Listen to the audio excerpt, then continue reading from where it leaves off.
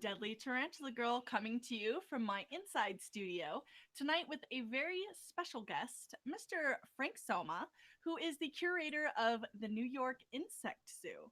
Frank is one of my mentors, although we didn't know each other personally. I knew of him, and I think I might be embarrassing him a little bit right now. No, no, not really. Okay. Maybe a um, little bit. A little bit. All right. So, Frank, why don't I just give you the floor?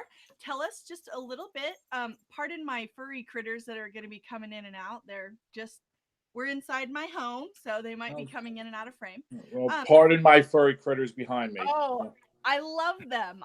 Yes, I definitely. I know that you've got a lot going right now, so we're going to do kind of a short segment. But Mhm. I'd love to do a follow up piece where maybe we could see some animals in the future. Sure. I mean, I could even pull down a few today, but Oh, that would be yeah, just it's been a fantastic. crazy week. New I office know. space, imports, moving hundreds of animals back and forth. So it's a little crazy this week. So, Incredible. Tell so you me, want to talk about the old days? yeah, tell me a little bit kind of about when you sort of got started. Wow. Uh, well, I've been doing this since I was about 13. Not the business, but Right. I guess into spiders, reptiles, everything else. But my first tarantula was Brachypelma hammerii, which back then we called the Brachypelma smithii. Right. $12 for adult females. Yeah, picked up in a local pet store. So So we that talking huh? 80s, 90s? Uh, wow. Probably I guess 84, 85 ish. I Okay. guess. Awesome. Yeah, around then. There wasn't too much back then in terms of species. We had uh, red knees. We had Brachypelma vagans was around back then. Right. Pink toes were actually rare. Avicularia Yes. was a rare one. And sometimes we'd get Haitian tarantulas, Haitian browns, Uh-huh. and Texas tarantulas, or palominos, which was the Mexican version of Mexican Alphinopelma chalcodes. Right. They were out of Mexico back then, and we called them palomino tarantulas. Um, so there wasn't much around. I guess in the late '80s, we started seeing some African species like king baboon spiders, and I know Indian ornamental made its appearance, Poecilotheria regalis. That was a big thing. And I guess, back then, there weren't too many people doing it. We had Brian Capiz. I'm Right. Yes. sure everybody remembers Brian. I knew Brian very well. Brian and me used to trade. We used to trade. He used to send me king baboon adults, and I would send him Theraphos apophysis Hmm. adults. Oh, okay. And the apophysis adults, I think I was paying about $15 a piece for. Wow. Yeah, back then they were Pseudotheraphosa, Okay. Pseudotheraphosa Right. I species. remember that.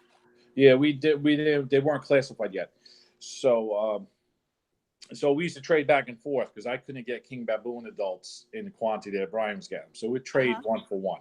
Right. And Brian actually he made a very successful business. He was like the first, like one of the first big importers and Mm-hmm. retailers. I mean, we had Tarantula Ranch, which was in, I think it was Washington State. There was a gentleman out there, and he Hmm. was in the early '80s, and he started like the first captive breeding tarantulas in the U.S. to sell as pets. Trying to think who that That was. I believe it was Alan McKee. Al McKee. Yes, Tarantula Ranch. Yes. Ripley's, believe it or not, did a segment on him. Really? Yeah, it was a pretty cool set. I still have the VHS tape.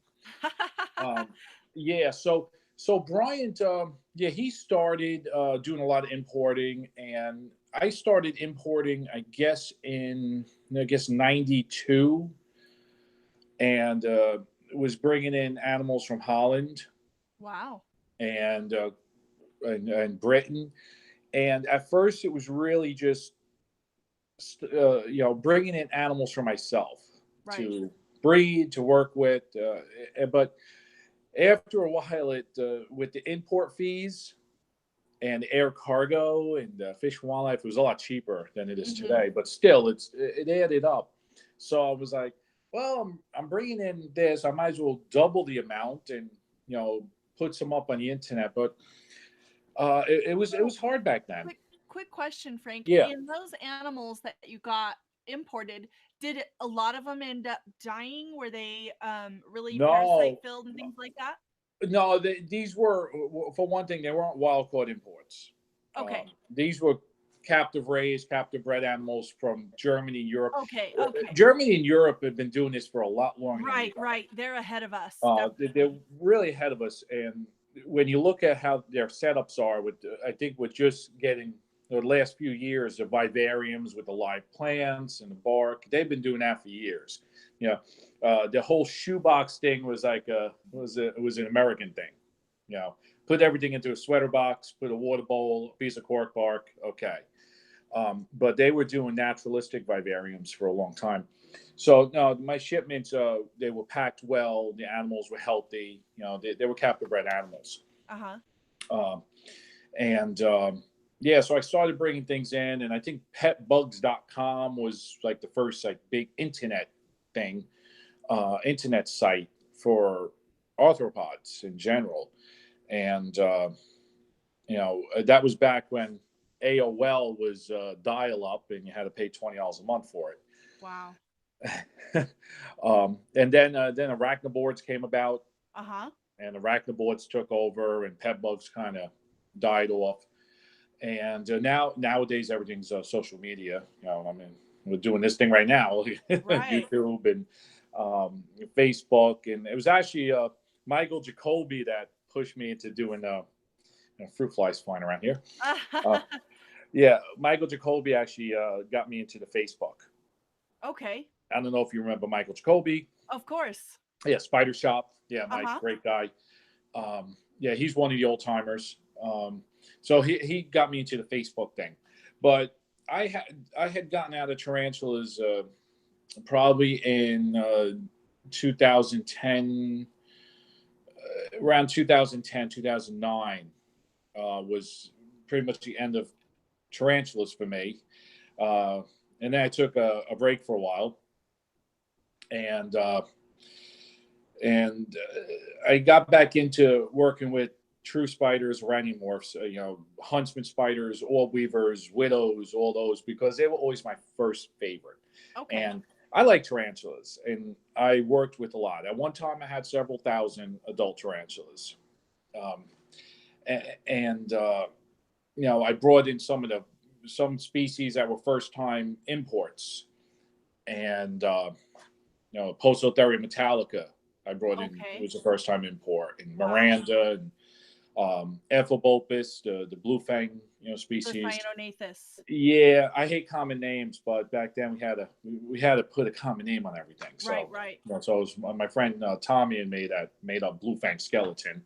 Ah, uh, and Yeah, so the tarantulas to me, it kind of got boring after a while because, well, I like tarantulas, but they're kind of pet rocks compared to other spiders. Um, uh, in terms that the huntsman spiders, orb weavers, and net casting spiders, there's such a diversity in the way they act, the way they behave. uh huh. Where tarantulas, it's throwing the crickets, throwing the cockroaches, they pounce, boom, done. Okay. Uh, Right. I am starting to work with a few species again, Theraphosids, but mainly I work with Araneomorphs. I probably have about 100 or so species right now Uh huh. of huntsman, recluse. I like diplorids a lot. They're my gallimorph, but separate from our Theraphosidae, and different trapdoor spiders. So, I um, guess we're having a technical difficulty. My crew's kind of raising the alarm over here. okay, I see it right behind you there. Yes, they're saying stop. Um, for some reason we're not broadcasting. It shows on my screen that we're live, and it Okay. shows that we're broadcasting, but on my channel it's showing that we are still not live. So Hmm. This has not happened before. I'm not exactly sure what the problem is. And when this does air, all this is going to show too. So that'll be exciting. Oh, that's great. Yeah. Oh, you can't edit it? uh, well, not on these. Normally we do edit everything we do, but this for some reason when you do the lives it's just like pure uncut. But I don't know why it doesn't show that we're broadcasting. It's the strangest thing. And so I believe we're recording. So I would think once it starts to broadcast, people will be hearing this from the beginning. Okay. But I don't know why it's not broadcasting right now. Well, I'm technology illiterate, Oh, so so believe me, I'm like I'll sit here and talk to you, but I'm not the one that sets any of this up. So you guys want to? okay. Yes. So, do we keep going on here, or Let's hold on for Give us just just a a couple sec. minutes to try to go live. I'm so sorry, and I know that you're tired and you're donating your time to me. And actually, I'm sitting here right now. I have this Theraphosa stermi female that's in molt, so ooh, I'm just sitting here watching her. oh, wow. Yeah, I can't open the cage because I'm really allergic to Theraphosa hair, Eradicating hairs. Oh my gosh. and just that genus. Well, that and Brachypelma, but Well, that's interesting because I'm very sensitive to the hairs of Thrixopelma ocriti mm, specifically. I just got a whole bunch of them in yesterday. Oh Um, wow. but I haven't, yeah, I haven't played with them yet. But Huh. avicularia and Pamphobedius, they're all fine. It's just Theraphosa and Brachypelma. I can't even open a cage. If it becomes airborne, I'll be douse myself in calamine lotion. I hear So, that. I yeah. totally hear that. After we do spiders, if I deal with any ocrity, I'm like, I need a shower ASAP because Well, I'll tell you. Yeah, I tell people if you're exposed to it, don't scratch. Just deal with it. Take a cold shower and just deal with it because you scratch and it just makes it worse. oh, definitely, definitely. Yeah. So, has your technical crew assessed the Well, problem? they're opening the live stream now to try and see what the deal is here. It says that we're offline. That was live now. We'll see. Oh, it's private. Oh, I accidentally set it to private. I swear I set it to public. That'd be why no one's watching it because they can't. And they're sitting here waiting. People are sitting here waiting for us Oh, great. to get going. Alrighty, that was So totally what do you my do? We start this over or what? um. Yes, please. I guess so. I'm so sorry. okay, cut. Yeah. Take two. All right, great. Alrighty. Okay. Do you feel ready? Huh? Do you feel ready? I'm ready. We're doing this all again. So at least I rehearsed it in my head. Okay, that was Yeah, just the practice run. that was a practice run. Okay. Okay, and let's see.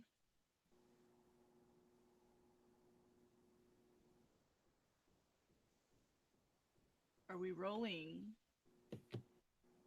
Says one person's waiting. Okay, we are definitely live. We're So, definitely live. We're positively live right now. Okay. thank you, Frank, for your patience. Yeah, no Um, problem. so apparently I had a little pseudo start there. I got Frank going on this whole interview and then realized that our broadcast was set to private. So sorry to those of you who have been patiently waiting and That's right. That's going to be in the bloopers. yeah, Okay. to Frank who had already started with his fabulous storytelling. So we have a couple people who've already jumped on and they're excitedly watching. So Oh, great. yeah. So Deadly Tarantula Girl coming to you from my indoor studio. Zojo here on the floor, just looking handsome as ever. All right. Tonight's guest is Mr. Frank Somma, who is the curator of the New York Insect Zoo.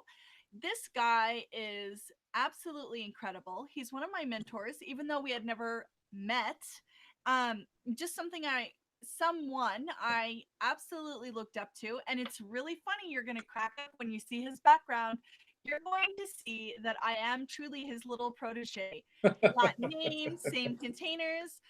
You're gonna be like, wow, she should have just married this guy because she obviously kind of worships him. Yeah, I'm gonna have to put glasses on because I can't see anymore. Okay. Well, actually, it's just close up. I mean, my vision went, and it was for close up. I need these are reading glasses, so I can't see any of my spiders close up anymore Oh. without glasses. They're a blur to me. So when people Well, at a show asking me to sex a spider for them, oh, geez. yeah, it all happened one time. I was sexing praying mantids, and I was holding it further and further away. I'm like, why can't I see this thing? And my doctor said, well, it's time for reading glasses. Oh, you're man. half a century old. So, No, so Frank's okay. actually a very young man for all of his accomplishments. He is what I consider one of the pioneers, the founding fathers of our current exotic tarantula hobby. So, again, if you don't mind, starting off telling us a Sure. little bit about sort of how you got started in the early to mid 80s ish. Yeah, the mid 80s, I guess, was when I received my first tarantula, Mexican red knee. $12 at the local pet store for an adult female, which was a score. It was that was a retail price back then. And then wow, I gotta remember everything I said before. I'm so sorry. That's all right. I think, yeah. So back then, it was really just an interest in spiders and reptiles. I had my share of frogs, geckos, and you name it. But the spiders and inverts always were a special thing to me. And even back to first grade, I got my first book on insects in first grade. So I was about 5 or 6 years old, I guess, Wow. 7 years old. And I still have that book. It's called The Golden Field Guide to Insects. And it was about $1.95 back then. So I have to plug my phone in. No problem. Because my battery is on 10%. No problem. So I'm going to jump out of the screen here. I'll just yak it up for a few minutes. Yak it up. Yeah. So Frank is absolutely amazing. He was one of the original breeders of a lot of these exotic species in captivity. He and another guy named Bryant Capiz, who sadly, I believe that Bryant lived in Florida. No, Chicago. Chicago, yeah. Now I know that he passed away in 2002, and that I guess the official ruling was that he killed himself, but I think that there was some talk about maybe not. I don't know. I don't know. Well, I got the call from his fiance, and that was the story, and the newspaper article said that. So yeah, that's pretty much all I knew what happened. Wow. So, but Brian did a lot for the hobby. Brian. I mean, there were other tarantula breeders and I say importers, but back in so we go back to the mid 80s, early 80s, there was a handful of species that were available to us. Right. I think I was saying before, the red knees, Brachypelma vagans, Formictopus cancerides, Aphanopelma and Avicularia vicularia was like a hard one to get. Right. That was like, nowadays they're all over the place. They're like a common pet store tarantula, right? Yeah, it's a common pet store tarantula. Back then it was like, wow, South American tarantula, great, cool. Beautiful too. Huh? They were beautiful too, so. Oh yeah. Back then, you got these really nice big adults, and nowadays, the collectors grab all these juveniles and subadults. But so Brian started bringing in imports from overseas. He kind of got the captive bred thing going big time here. I mean, Alan McGee at Tarantula Ranch, I believe it was that Tarantula Ranch, in Washington State. He was on Ripley's Believe It or Not, and they did a story on him. He was, I guess, the first mass producer, a breeder, like actually breeding the spiders, or Bryant was importing them. Alan was breeding. And Al was in Seattle, right? Yeah, I think it was Seattle. I know it was Washington. I know it was West Coast. And yeah, and then Bryant took it that extra step and started doing the imports and really promoting it. Like nowadays we have, especially with Facebook and all these social media, people get new species come in and bam, bam, bam, they're right up there. Right. Years ago, like Bryant, we'll take Bryant, he mailed out a list every month or every 2 months. Right. And you waited for that list to come in the mail. There was no internet. You waited for that list to come in the mail, and he'd have a nice description of each of the species, and it was exciting, and so he really took that big first step to marketing tarantulas in the U.S. And I was doing imports at the time also, and my imports were stock for me. I guess like most hobbyists, we start like our postage stamp collections. Yes. Yeah. I got to have this species, this species, this species.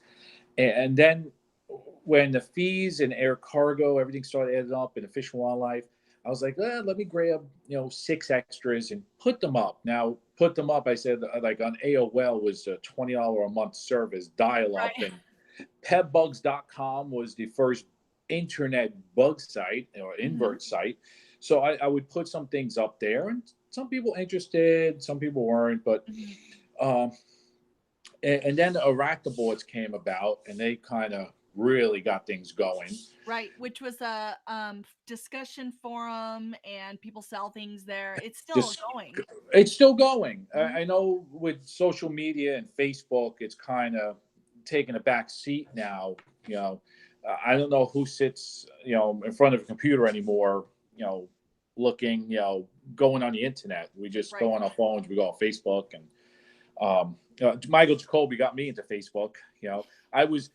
I got out of the tarantulas after, I guess 2010, I guess it was. I had done a bunch of imports in the mid 2000s of new species to the hobby, Pulsatharia metallica, Miranda, Tigrina Wesley, Blue Fang skeleton, the Ephibopus, and had done a bunch with that. I had a lot of different tarantulas, and then in 2010, 2011, I just all of a sudden got bored,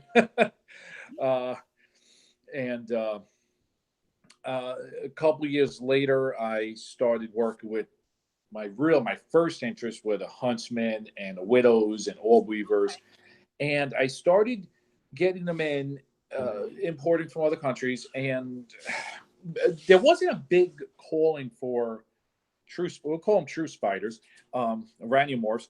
There wasn't a big calling for those. People were like, oh, they're short-lived, they're difficult, orb weavers, you need a big space. But I bred a couple species of huntsmen, Heteropoda David Bowie, Heteropoda lunula, and I had the spiderlings. And Michael Jacoby called me up, and he was into the, Sparacidae also, among all the old world tarantulas he had. And, he liked arboreal species. And, he was like, oh, you got those? Yeah, I got them here. I got spiderlings. I bred them. Oh, cool. Yeah, I'll take some. You should go on Facebook. You should start a Facebook thing. And so I did. And I really couldn't believe how many people actually were interested. And, in the beginning, it was trial and error. You got these tiny now. Okay, tarantulas, the spiderlings are small. Yeah, right. When you have Heteropoda or Latrodectus, now you're really small, I guess. Yeah, well, so small. Yeah, I mean, tarantulas, you have Seriocosmus and some of those real tiny dwarfs too. But I remember getting Hapalopus triceriatus years ago, and the guy shipped them in little tiny vials with some peat moss. And I'm holding the vials up. I'm like, where are these? Where are they? I paid like $25 a piece for them back then. Nowadays, I think they're worth a lot more. Yeah.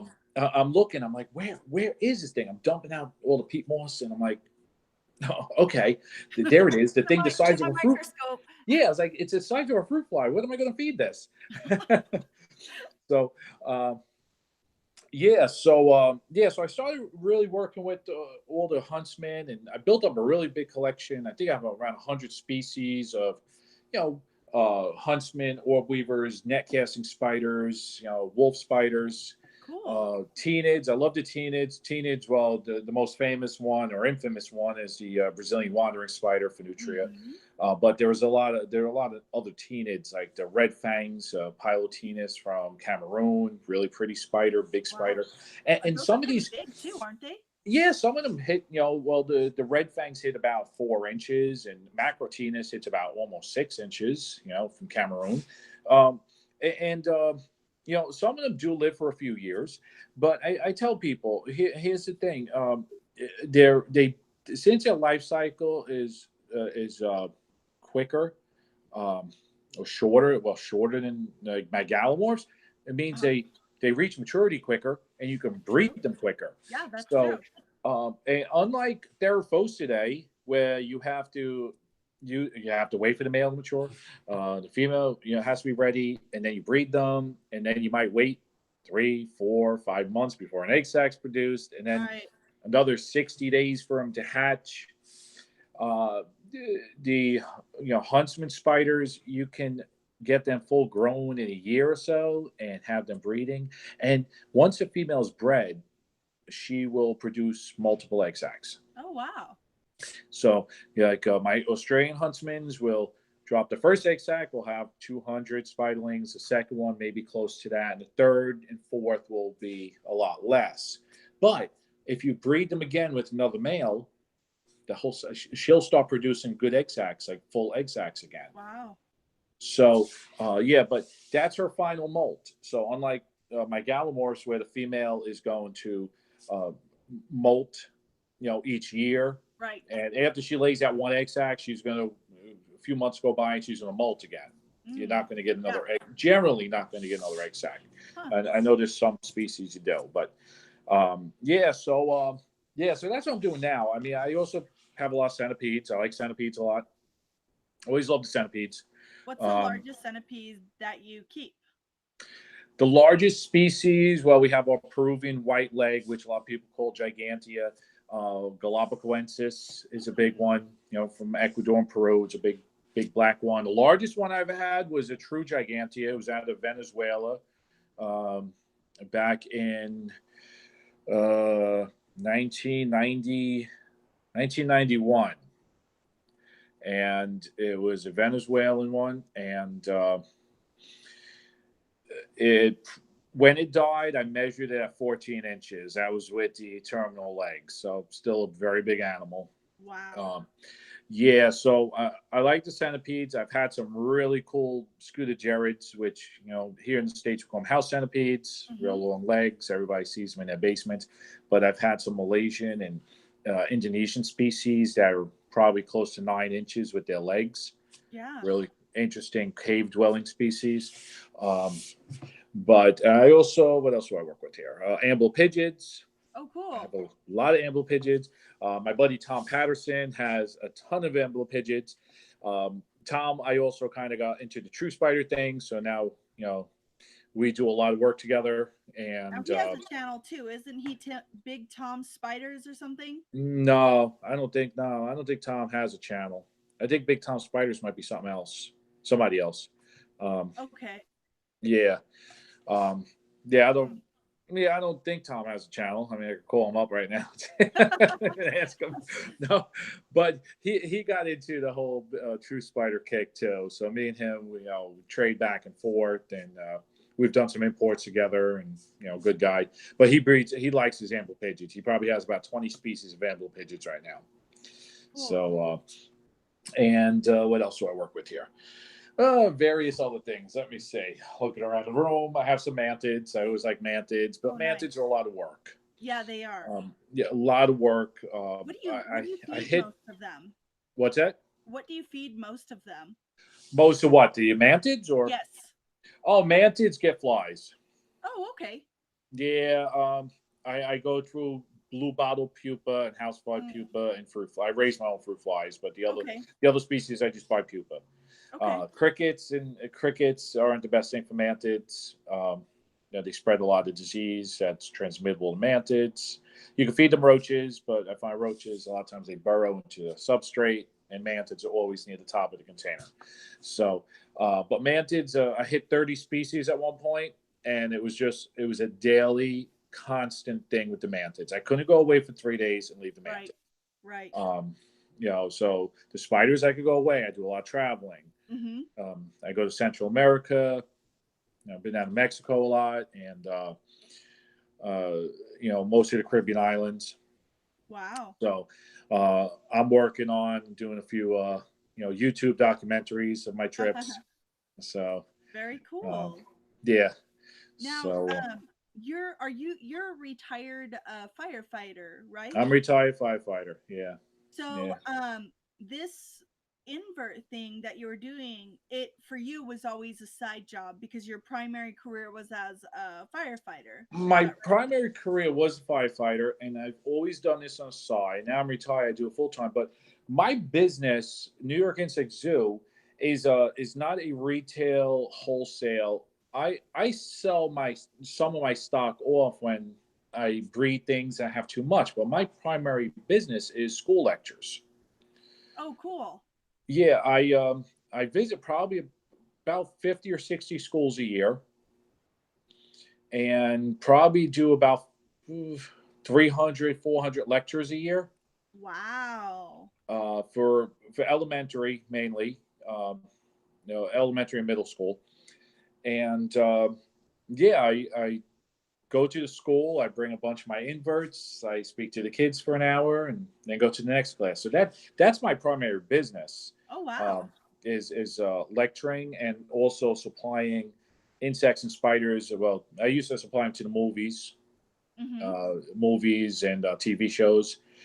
Nowadays, everything's CGI. So when they get the spider, they just make it up on the computer. Right. But years ago, a lot of the things I did, I worked on an episode of Law and Order, and we used live spiders. I was a spider wrangler, and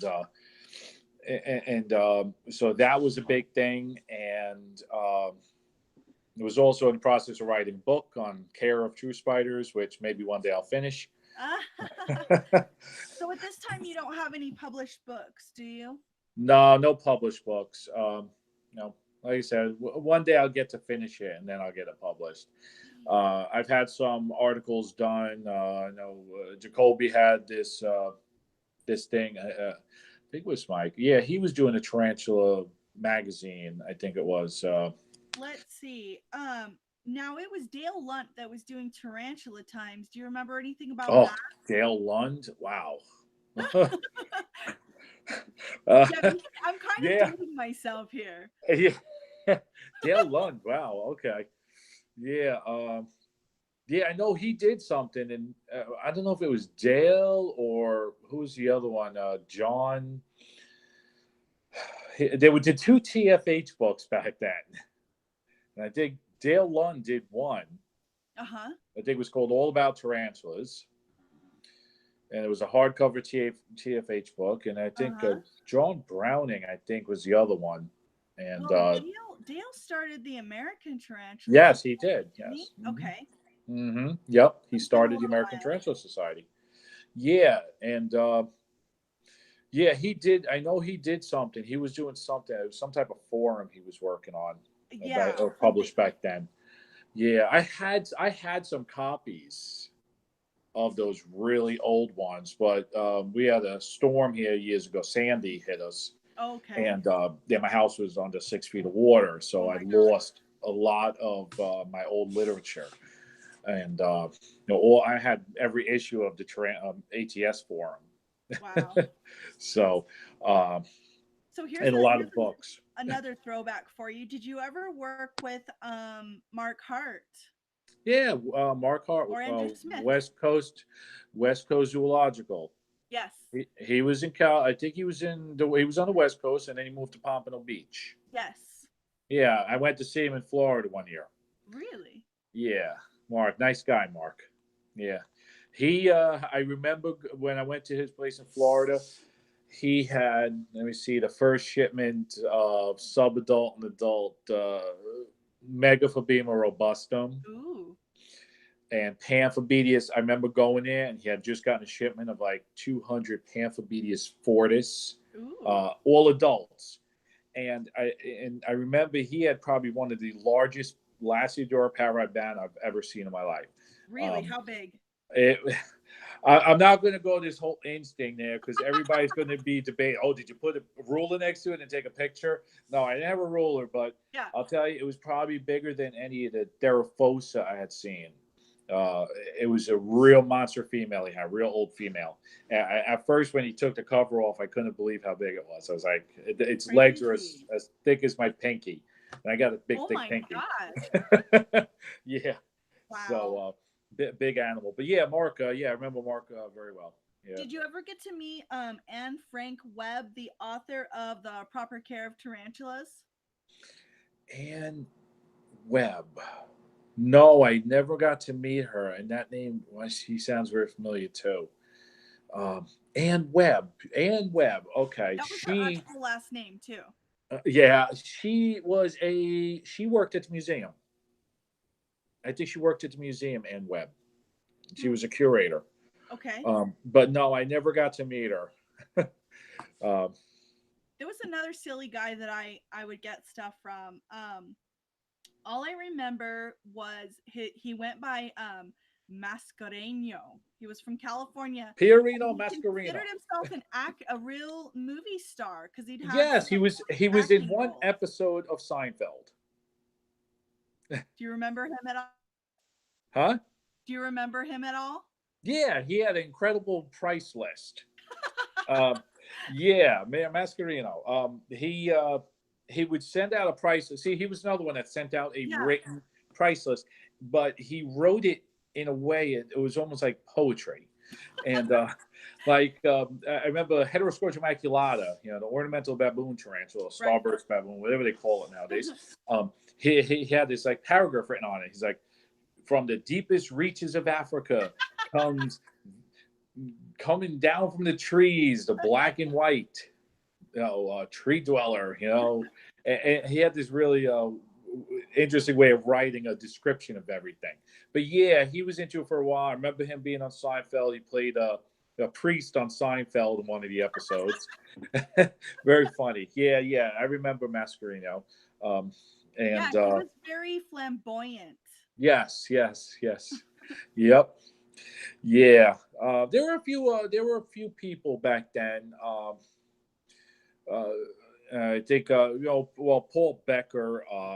Right. I wouldn't say he goes that far back, but he was. He was around, I guess, in the the 2000s or mid 2000s. I think Paul was around. Actually, I still put in an order from him a couple of years ago, and I don't really know what happened, but it was a big old deal, and he kind of suddenly went out of business and moved. Yeah, there was a whole thing on Facebook. I really don't get into this Facebook drama stuff. Right. I'm kind of past that. But yeah, I remember seeing all comments and everything. And Facebook's weird. You can't write anything up there because if you do, you're going to be attacked by 1,000 people. Right, of course.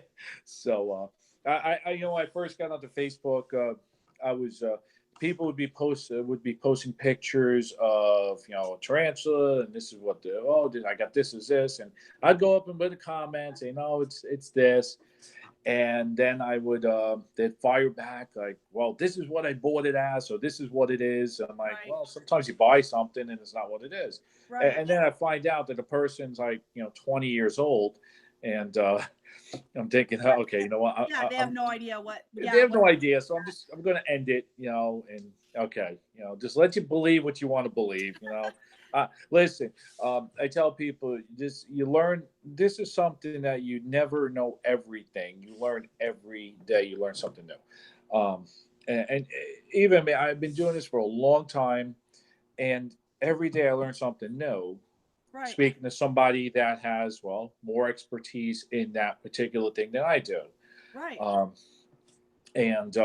So I accept what people are telling me. Okay, if it's wrong or if I know it's wrong, okay, well, I'll listen to them and I'll go back to doing it my way anyway. But sometimes it makes sense to listen to somebody and just accept their advice. And so that's why I don't get into Facebook confrontations about IDs or anything anymore. Right, right. Because we joke, we say Facebook is everybody's an expert. Mm-hmm. Everybody's an expert, and they have 1 year in the hobby. Or less sometimes. Yeah, I mean, I joke around. I tell people, listen, I've been collecting spiders since you were before you were even a thought. So yeah, but there's been a lot of good guys, and there's still some old timers, besides me. Tom Patterson has been doing it for like 20 something years. Tom's probably bred more Theraphosidae. When I say Theraphosidae, tarantulas, or Right. than anybody know besides me. Kelly Swift, another great guy. Oh my gosh, I love Kelly. Yeah, I he's joke. incredible. I tell him all the time. I say, Kelly, my favorite redneck. Yeah, Well, he's got that twang, that Mississippi twang, and Kelly's a great guy. And Kelly had that horrible fire. Yes, I don't know. That was probably like 8 years ago now or something. Yep. Yeah, What he a lost. tragedy. He lost a lot of stuff. I know all his breeders he lost. Well, and his pets. Yeah. His pets, the snakes, and I remember at the time he had his spiderlings inside his house because he was doing construction. Goodness. So, but he's back on his feet, and Kelly's a great guy. Yes. When people ask for a recommendation of a dealer, I generally point it to Kelly, and go deal with Kelly. He breeds a lot of his own things, which is great. Right. And he has a nice variety, and like I say, he's been around a long time. I'm trying to think who else. Jacoby, I know Jacoby's out of this. I think he's out of now he's traveling. He's like doing all films and everything. I know Andrew Smith is abroad working on, I think, a few documentaries right now. Yeah, Andrew's he's he did a great Brazilian DVD set, and on Brazilian tarantulas in the wild. And I know he did one on Mexican tarantulas. Yeah, just some nice. I have the DVDs here. Really nice job on them. Awesome. And that's what I'm looking to get into more when I say documentaries. Like I was going to do some YouTube. It's seeing them in the wild. Cool. Because.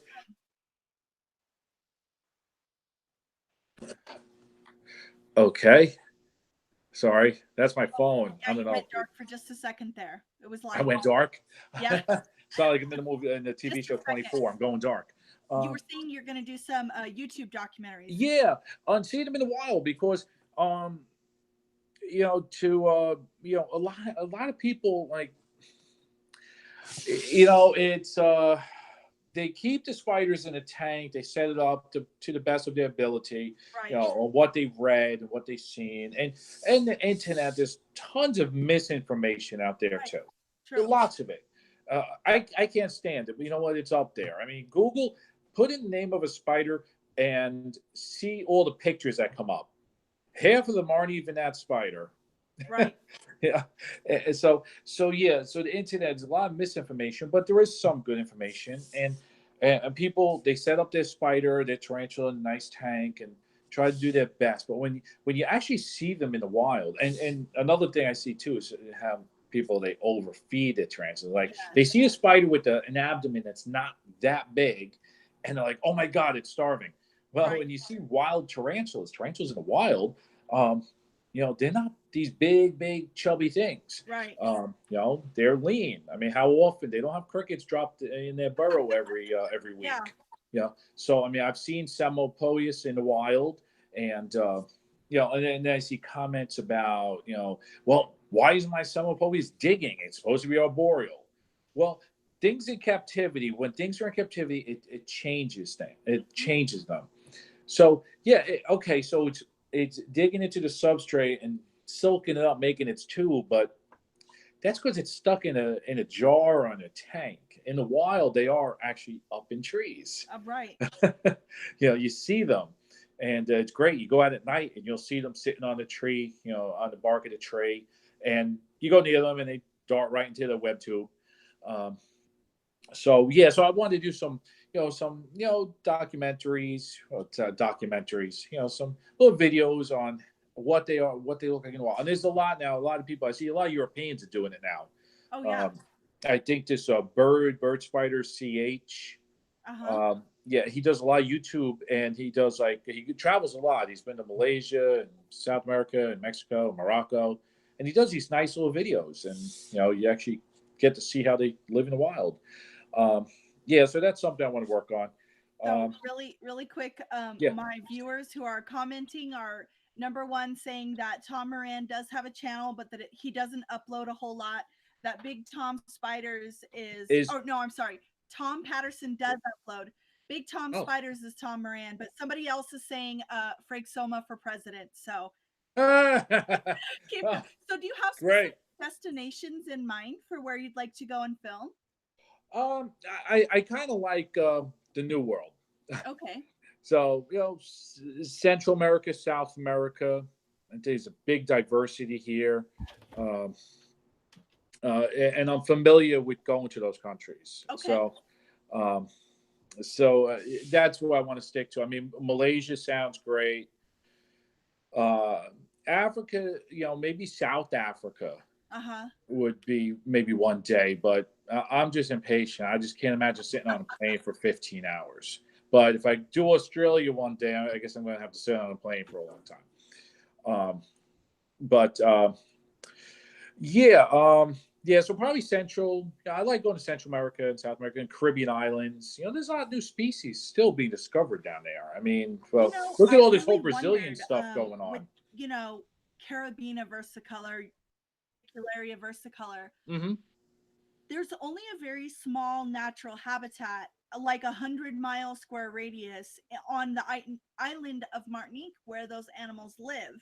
Yeah. And, there were hurricanes a year or maybe 2 years ago that just decimated that area. And I've wondered so much, like, what's happened to those wild populations? I've worried about it. I've wondered, do you know if anyone's gone and checked that out? I don't know. I know like Martinique and I think Versicolor is also Guadeloupe, and I know they have been found on Dominica, the island of Dominica, not Dominican Republic, but Dominica, and they have been found there. Yeah, those islands. The problem with island spiders, like Martinique, the thing is everything's getting torn down for farming. And a lot of also too. American enterprises coming in to just decimate that habitat for like cruise ports and stuff like that. Right, and the problem with like, species like versicolor is that they don't adapt to man-made structures like avicularia in Guyana. They're found in stop signs on the sides of the road. They're found in the roofs of houses. But versicolor doesn't do that. They're specific to trees, to rough bark trees, and that's where they make their web tubes. So when those trees get cut down, I don't know, but nature finds a way, right?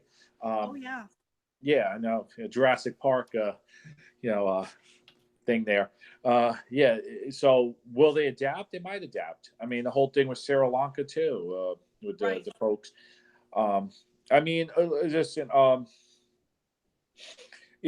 It's I'm kind of. It's like a. I'm on both sides of the fence with this whole thing.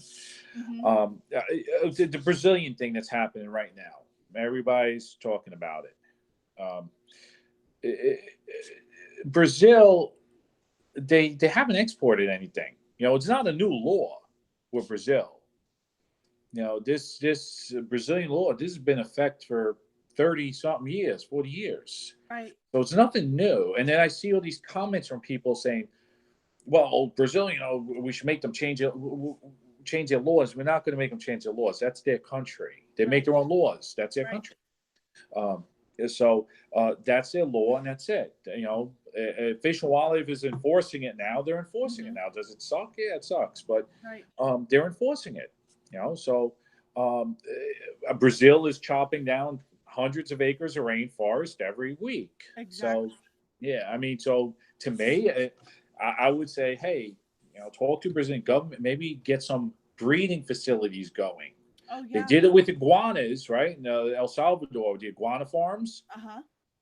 And the local economy does well. People do it. In Mexico, there's a couple companies in Mexico that are working with breeding brachypelmas and Right. legally exporting them with CITES permits. Uh-huh. You know, the people in the area make money, they get jobs, you know, and the animals aren't taken out of the wild. Right, right. So I don't know why, Brazil, maybe they'll do that one day. I hope You so. know, but right now we just have to breed what we have here in the United States, and Right. but I think people, when you have spiders like janiculatas and they go down to $2 a spiderling, it is a term like in the like pet trade, like a throwaway pet. Right. No pet is a throwaway pet. Okay, there's no such thing. It's an animal. Okay, you take care of it. But when rose hairs were around and they were $5 a piece, nobody bred them. Right. Because they were like, well, if it dies, I'll just go buy another one for $5. And now Chile's closed down for export. We don't see rose hairs coming in anymore. So now you see people selling them for high prices now. But did anybody take the time to breed them? Well, we should have. People should have bred them. And it's the same with like janiculatas and all these common these Brazilian species that produce 2,000 spiderlings. Right. Yeah, because they're not going to be imported anymore. Exactly. The imports are done. I only follow what I've been seeing up there on Facebook and the social media. So I know there's a couple groups out there. I think Amy Salinas and Warren and Garrett Martin. I think he's another big spider guy now. Garrett. I think they're working. They're putting out the information as they get it. So. Right. So it looks like, from last I heard, that the Brazilian species, they'll be allowed to go state to state, but we cannot import them anymore. So that's it. So I think people have to get together, get their males and females together, raise up their young, because once the species is done here, that's it. I mean, you're going to have your brown boxers, there's brown boxers out there. And I think the problem is that I think it just opened up the door to people smuggling animals in, Right. Through the mail. And, but yeah, okay, enough about politics of tarantulas. Okay. Yeah. So I'm gonna throw you a curveball now. So Bryant Capiz, I don't know what year it was bragging to everybody. I actually met him in Orlando at the 1996 show. Okay. And I remember that he had a tattoo of a regalis on his chest. Okay. Yeah, Brian never showed me his chest, so I couldn't tell you. Oh, you and Brian weren't that tight? No, we weren't that tight. Anyway, no, we didn't. Nothing weird happened. But anyway, Bryant was telling everybody that Frank Somma, who, by the way, I just want to say, you were kind of like the it guy for a lot of times being able to somehow get your hands on things that no one else seemed to have. And so you were quite envied by a lot of people. Okay. But Bryant was telling everybody that you had a Windex blue tarantula that you weren't releasing. I asked a zillion people, I'm still asking people, what was it? Chromatopelma. Cynopubescence? Yeah. Okay, the mystery has been solved. You know what's funny is that Russ Gurley, you know Russ Gurley? Of course, yes. We're working together on some stuff right now. Oh, I still have a letter from Russ. Because back then, I think Russ, he had done a couple books, but that was like after I'd gotten a letter. And he sent me a letter asking if I could send him the picture of my blue tarantula. Now, previous to that, the only blue spider we had was it now? Is it Cereopagopus lividus? It was Haplopelma lividum. Cobalt blues. Yes. That was our blue tarantula, and they were pretty uncommon.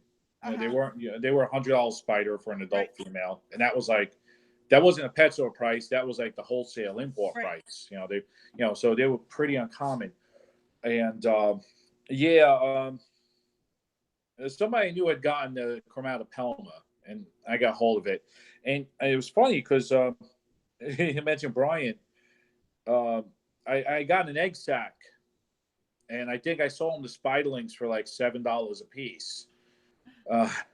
Yeah, because I was like, okay, tarantulas didn't have the pricing back then was not like it is today.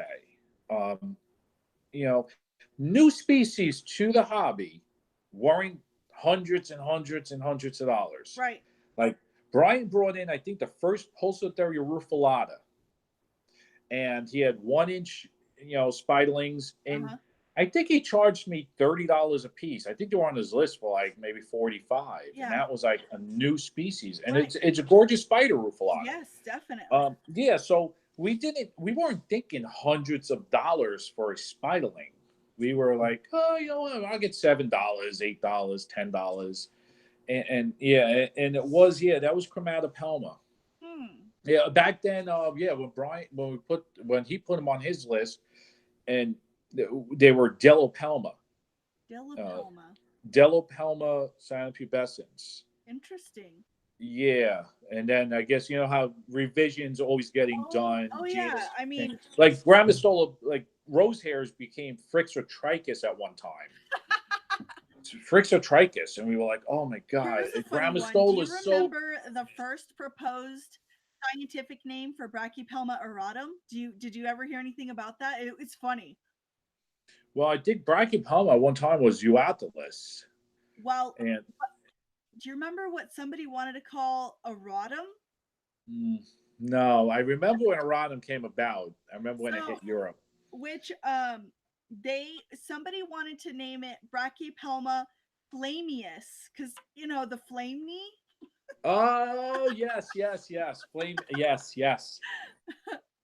Yeah, I don't think that was me. I don't think that was me, but no, but yeah, I remember hearing that flamius. Yeah, Brachypelma flamius.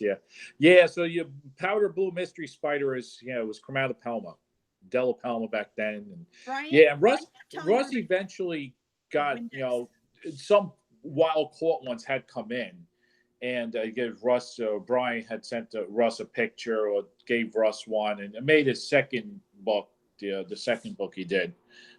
Picture guide, the Tarantulas of the World 1 and 2, which were cool books back then, but I think today people will be ripping them apart. But you know what? He did a step. He actually did something. Like there was nothing out on different species of tarantulas, right? Like especially when at that time all these different species started popping up, right? And Russ he took a bunch of pictures. He did a little short paragraph. And drew books together, and they were cool. Russ, he's working on a new tarantula book. Actually, he actually called on me to take a look at it. Oh, okay. So I'm mildly involved in that. He has 2 primary authors. I'm not one of the main authors, but Speaking of books, so let's see. This is a 2003 BTS. Wow. And I collect quite a few things, and so here's a little deal on Ann Webb here. Oh wow! A book review on one of Ann Webb. So I was like, oh, I remember that. I had people trying to dig this out of my bookshelf in the background. Wow! So that's kind of fun. And then it's so for people who weren't doing this back then, in these publications, these animal dealers and these animal companies, they put ads in these little publications. And then a few of them, if they had a mailing list, they would send you a mailing list. But for the most part, you had to write these companies and request a price list. Mm-hmm. And if you wanted them to send you one, you had to send it with a stamped envelope, right? So they could put their price list in there and send it back to you. So there was none of this. Oh, I'm going to get on the internet and look for whatever. My first import was from Holland, and I found his name and phone number in the back of, I don't know if it was a BTS journal or it was another magazine called Invertebrate World, and it had a classified section in the back, and it was done overseas. So here's Russ's that's the mystery color spider. Guide to tarantulas of the world. Yeah, that's the second book. Yeah. Yeah, that's how I found my first importer, and I didn't write to him, but what I did, he had his phone number, so I called him, and I bought no bang. I bought it was like $3 a minute to call Holland back then, and he sent he told me I can fax you a list, so I had a fax machine, but it was one of those ones with the roll with the carbon. And yeah, and you had to buy the ink Yeah. roll. It was the weirdest thing, you know. And I remember, yeah, him, getting the fax in and seeing the whole list and everything it was great back then. Because I mean, we thought it was expensive, but Gramistola pulchra, which is another whole thing. Yes. That's yeah. Well, we know it's not pulchra now, but yeah, that I mean, I was getting like adults for I think I ordered like 30 of them. They were supposed to be like inch and a half, 2 inches, Uh-huh. and I forgot what I paid for. It was like $9 each or something. Yeah. $9 US, and I got them in. And me and my buddy split them, and they came in. They were about 4.5, 5 inches. So we Wow. paid like $9 for. Oh my Uh, gosh. yeah. So yeah, I remember we used to complain about the price. Like giant centipede, scolopendra, white leg. We we used to get those in Galapagos. They'd come into New Jersey, and we'd go, and the guy would be like, we'd be like, oh, the $18, $18 each, and they were like 10 inches. They were like this, Oh my $18 gosh. each. I'll give you 14 for them. Yeah, and now these things are sell for $300 or $400 a piece on the internet. So what are the Galapagos? It's a big, dark colored one from Peru Huh. and Ecuador. Big, giant black with And so banded what are they legs. saying about pulchra now? I hadn't heard anything about Well, that yet. pulchra, like, wow, I don't want to start a whole shitstorm. Do it. Oh, Do it. can I say shit? No, you didn't. You didn't. Go Okay. on. I'm waiting with bated breath. Okay. Yeah, no, pulchra, all the ones that are probably in the hobby in the U.S. and hobby, Quirogi, which is from Uruguay. Pulchra is from Rio Grande do Sul, which is a province in Brazil, in southeast, like south part of Brazil. And they're saying all the ones we have here are not. And this new species, there's a paper out. Anybody can access it online and read the paper. Now, supposedly, the only way to really ID them, to separate the species, is the male, the palpal bulbs, tibial spurs, because the females are almost identical. Okay. But just the fact that several years back, 10 years ago, that Uruguay's not allowed exports of spiders either, but they stopped smugglers from Europe and Germany. They stopped, I think, a shipment of like 300 of them that went to DR first, and then was, so, and then another shipment with a lot of egg sacs. There were a couple hundred egg sacs. So, yeah, so the bulk of these spiders coming out of Uruguay are Brazilian blacks that we have here. But you're still going to see, now I know people are starting to change it now. So they're putting the correct scientific name. They're calling it Brazilian black, but they're putting Gramistola quirogi instead of Gramistola pulchra because of the whole Brazilian thing. But you know what? It doesn't really matter because they're from Uruguay, and Uruguay doesn't allow exports either. So, I think we're going to see this spider trade really, revamp over the next couple of years. So, do you know the name of that paper? No, you can probably just Google it. Okay, I'm going to. So, did you actually read the research on Smithi versus Homori versus Anatha? I haven't read the research. I'm not really a brachypelma guy, but yeah, I've seen a lot of pictures. I think Jose out in California posts pictures showing the differences. I mean, it seems very slight, but I haven't read the papers. It is very minute. Okay. Okay, so basically there's two differences the markings on the legs are, I mean, looking at pictures of them, to me, they both vary either way. And the fangs, too. Supposedly Homore. And I've looked at pictures of one versus the other. And that's so funny because I'm like, I'm going to go through my collection and I'm going to double check everything. So I'm looking at two and I'm like, okay, for sure. And so Anatha is supposedly a junior synonym of, I can't remember. I did a video on it. I'll have to look back or reread the paper. So Anatha is either a Smithii or a Homori. It's just a junior synonym. I think it was Smithii. I think so, but I couldn't say for sure.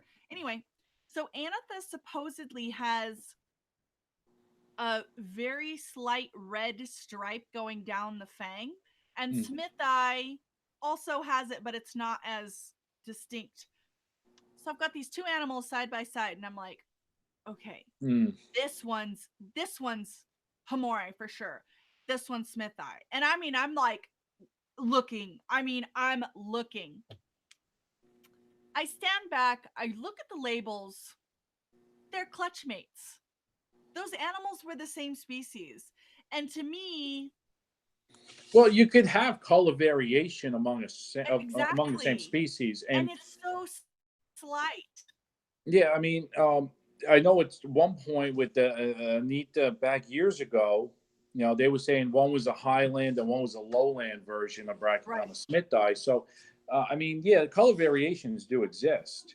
But if they're the same species, I mean, that's just a matter of locality. Well, I think the best way what they have to do is with DNA is like a major thing now. Exactly. And they're doing it but it's going to be a while, I guess, before they get around to classifying everything using DNA. I think that's going to be the best way. I mean, years ago they went by spermatheca, but then they said no, the spermatheca is not a sure way of assigning a spider to a certain genus, because even within a genus, spermatheca vary. Right. And the tibial spurs and all the differences. So I mean, Hammeri, Smithii, Anita. I have one here. I couldn't tell you which one it is, but I use it for my classroom exhibits. And it's a Mexican red knee. Right. That's what the kids hear. I'm Right. not breeding it. I'm not going to breed it. It's a nice old female, Mm-hmm. but yeah, I've seen pictures. With the red stripe on the fangs, or the one has brighter red hair in the middle of the patella, and the other one's not as bright. Yeah, I don't know. Too. I mean, like if Coloration freshly molted, that could be the difference between. It could be the molt. It could be a lot of things. Age, and everybody. You'll see Facebook. Everybody posts pictures. And everybody's like, some people say, "Oh, you can't ID a spider from a picture." And you know what? You really, besides certain species that are very distinct, yeah, a lot of them when they're real close, yeah, you can't really ID them. Right. Not from a picture. And people with the ventral sexing. Yeah, ventral sexing is great. It works great for Pamphobedius, Megaphobema theraphosa. Now those big terrestrials, it works good, but there are certain ones like Avix and some of the smaller species where Pulsotheria. My buddy Jeremy can sex like pokes like incredibly. He's a great poke breeder. He just looks at them. This is male. This is female. I can't. So, but when it comes to huntsman spiders, yeah, I can look at males and ventral sex them. And they have some. They're pretty sexually dimorphic as far as like the sizes of their bodies and stuff, aren't they? Well, when they become mature, but I guess that's when they're penultimate, when they're little. They're going to look the same, But right before his ultimate molt, the male, like a male Aranemorph, the male's palps are going to bulb up like boxing gloves. Awesome. Where we don't see that with their, Megalomorphs because, they're primitive. So, they look just like the female. Their palps look just like the female, but till that ultimate molt when they, get the bulbs. But, so I don't know. I'm waiting for Here's this a girl. couple other names to take you back. Did you ever work with Todd Gearhart, Rob Cherico, or James Coffey? All of them. All of them? Tell me what you think of Todd. Oh, come on. No, this is not. I'm not doing this. Okay. No. So all right. So we share the same Listen, opinion. All right. I've dealt with a lot of these guys. James Coffey, wow, that's an old one. Yep. Jeez. He had I some can list too, James. He had some list. Really cool list back Yes. then. And an accomplished author. Oh, he did do He something, did right? the photo guide of tarantulas. Right. Yeah, I think was it James Coffey who used to sell pictures. Like you could buy. I think it was James Coffey. That's probably right. No, I'm sorry, Russell Smith. Oh, it was. Yes. So Russell Smith, it was that. Yes. He had a price list after his tarantula list. He had a list of you could buy 4x6 prints for like $2 of the different species. Yeah, but Prints. yeah, James was up in the Midwest somewhere, like Illinois or somewhere. James Coffey, I think, and Russell Smith was in Texas. So Rob Cherico was in Florida. James got out of it when his wife got sick or passed away or something. Yes, Anyway, yes. Tell me about Rob. Rob Cherico was in Pompano Beach also. He was in Florida. Itchy by Nature was his business. Okay, yeah. Yeah. I dealt with Rob Cherico once or twice, talked to him on the phone, but I think Rob Cherico actually was was one of those guys that his list was pretty much see what strictly reptiles had in and just copy it and double the price. And there's a lot of people that do that nowadays too. Right. You know, you go up on Facebook, and I get all the lists. I get all the emails from all these big importers, and I see, and then I go on Facebook and I see a list, exact copy of what I just received, but the price is doubled. Oh yeah. And listen, everybody's entitled to make money, start a business, and I guess if they want to be like a drop shipper or whatever they want to do, that's great. But what bothers me is when these guys get up there and they say, "Well, I'm an importer," and I could tell you a bunch of people that I'm just getting somebody PMs. Thank you for the spiders. They all arrive in great condition. All right. Perfect. Yeah, I love that. Those are my favorite messages. Yes. A lot of people that will just go up there, and a lot of big names too, saying, "Hey, you know what? I get this big import coming in." Well, you don't have an import coming in because you're not an importer.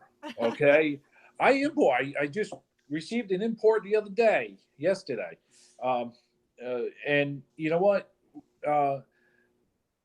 You're going to somebody else that is receiving the import, and you're picking through the box. Right. So don't call yourself an importer. You want to call yourself a dealer? Hey, call yourself a dealer. Okay, right. Great. I'm a dealer. But yeah, I mean, I don't know. I think I'm just like from a different time. Right. Yeah. I really don't like to bash people. I don't like to put people down. Like new people in the business. Like Kelly Fornes, nice guy. Mm-hmm. I don't know if you know Kelly Fornes, KF something. He's in Connecticut or somewhere. He just did a show today. He posted pictures of the show. Okay. And nice guy, and he's just starting. I can see he's like kind of just getting into it. He's starting to get spiders, buy spiders, and go to shows. And he set up a nice display, and he's doing good. And I hope he does well. But I'm going to tell everybody, this is not a giant get-rich-quick business, which I'm sure you know that. You're not going to get rich doing this, right? Especially nowadays. Maybe Bryant did it. John Hoke, he was another one. Mm-hmm. John Hoke was in Oklahoma. Back then, yeah. Listen, spiders, 150,000 a year selling spiders. Yep. That was something that was very possible back then. Mm-hmm. Nowadays, it's not, because everybody is a dealer. Everybody's breeding. Everybody, you're not going to get rich quick. Do it as a hobby, enjoy it, make a few bucks, great. You know, if you breed enough and you want to start a business, start a business. Right.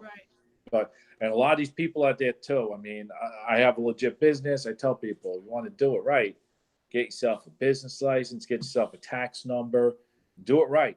You have a business, you can write off expenses, write off deductions. If you're doing it as a hobby, you can't write anything off. Right. So, I try to steer people right. Especially when I see people new. I don't want to sit there and bash them. I see a lot of people bashing people on the internet for doing this. Why are you bashing the guy? Okay, yeah, we make mistakes. They make mistakes. Big deal. Okay, we all make mistakes. That's the way it goes. We learn by our mistakes. You can't go up there, and I see a lot of sarcastic people and a lot of comments, and you gotta cut the shit out. Oh, I said it again. See, that's the New beep. York. I said beep when you said that, so nobody heard that. Don't worry. You actually beeped that out. Really? Okay. Yeah. Yes.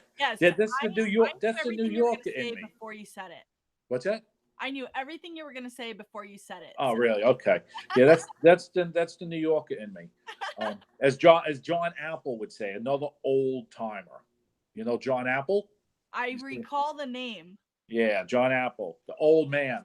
Yeah, because he's always calling me old. Warren Vanderbriesen, or whatever his last name is, another guy that's starting to breed, and he's got some nice spiders. Warren, he's a nice collection going there. A lot of African species.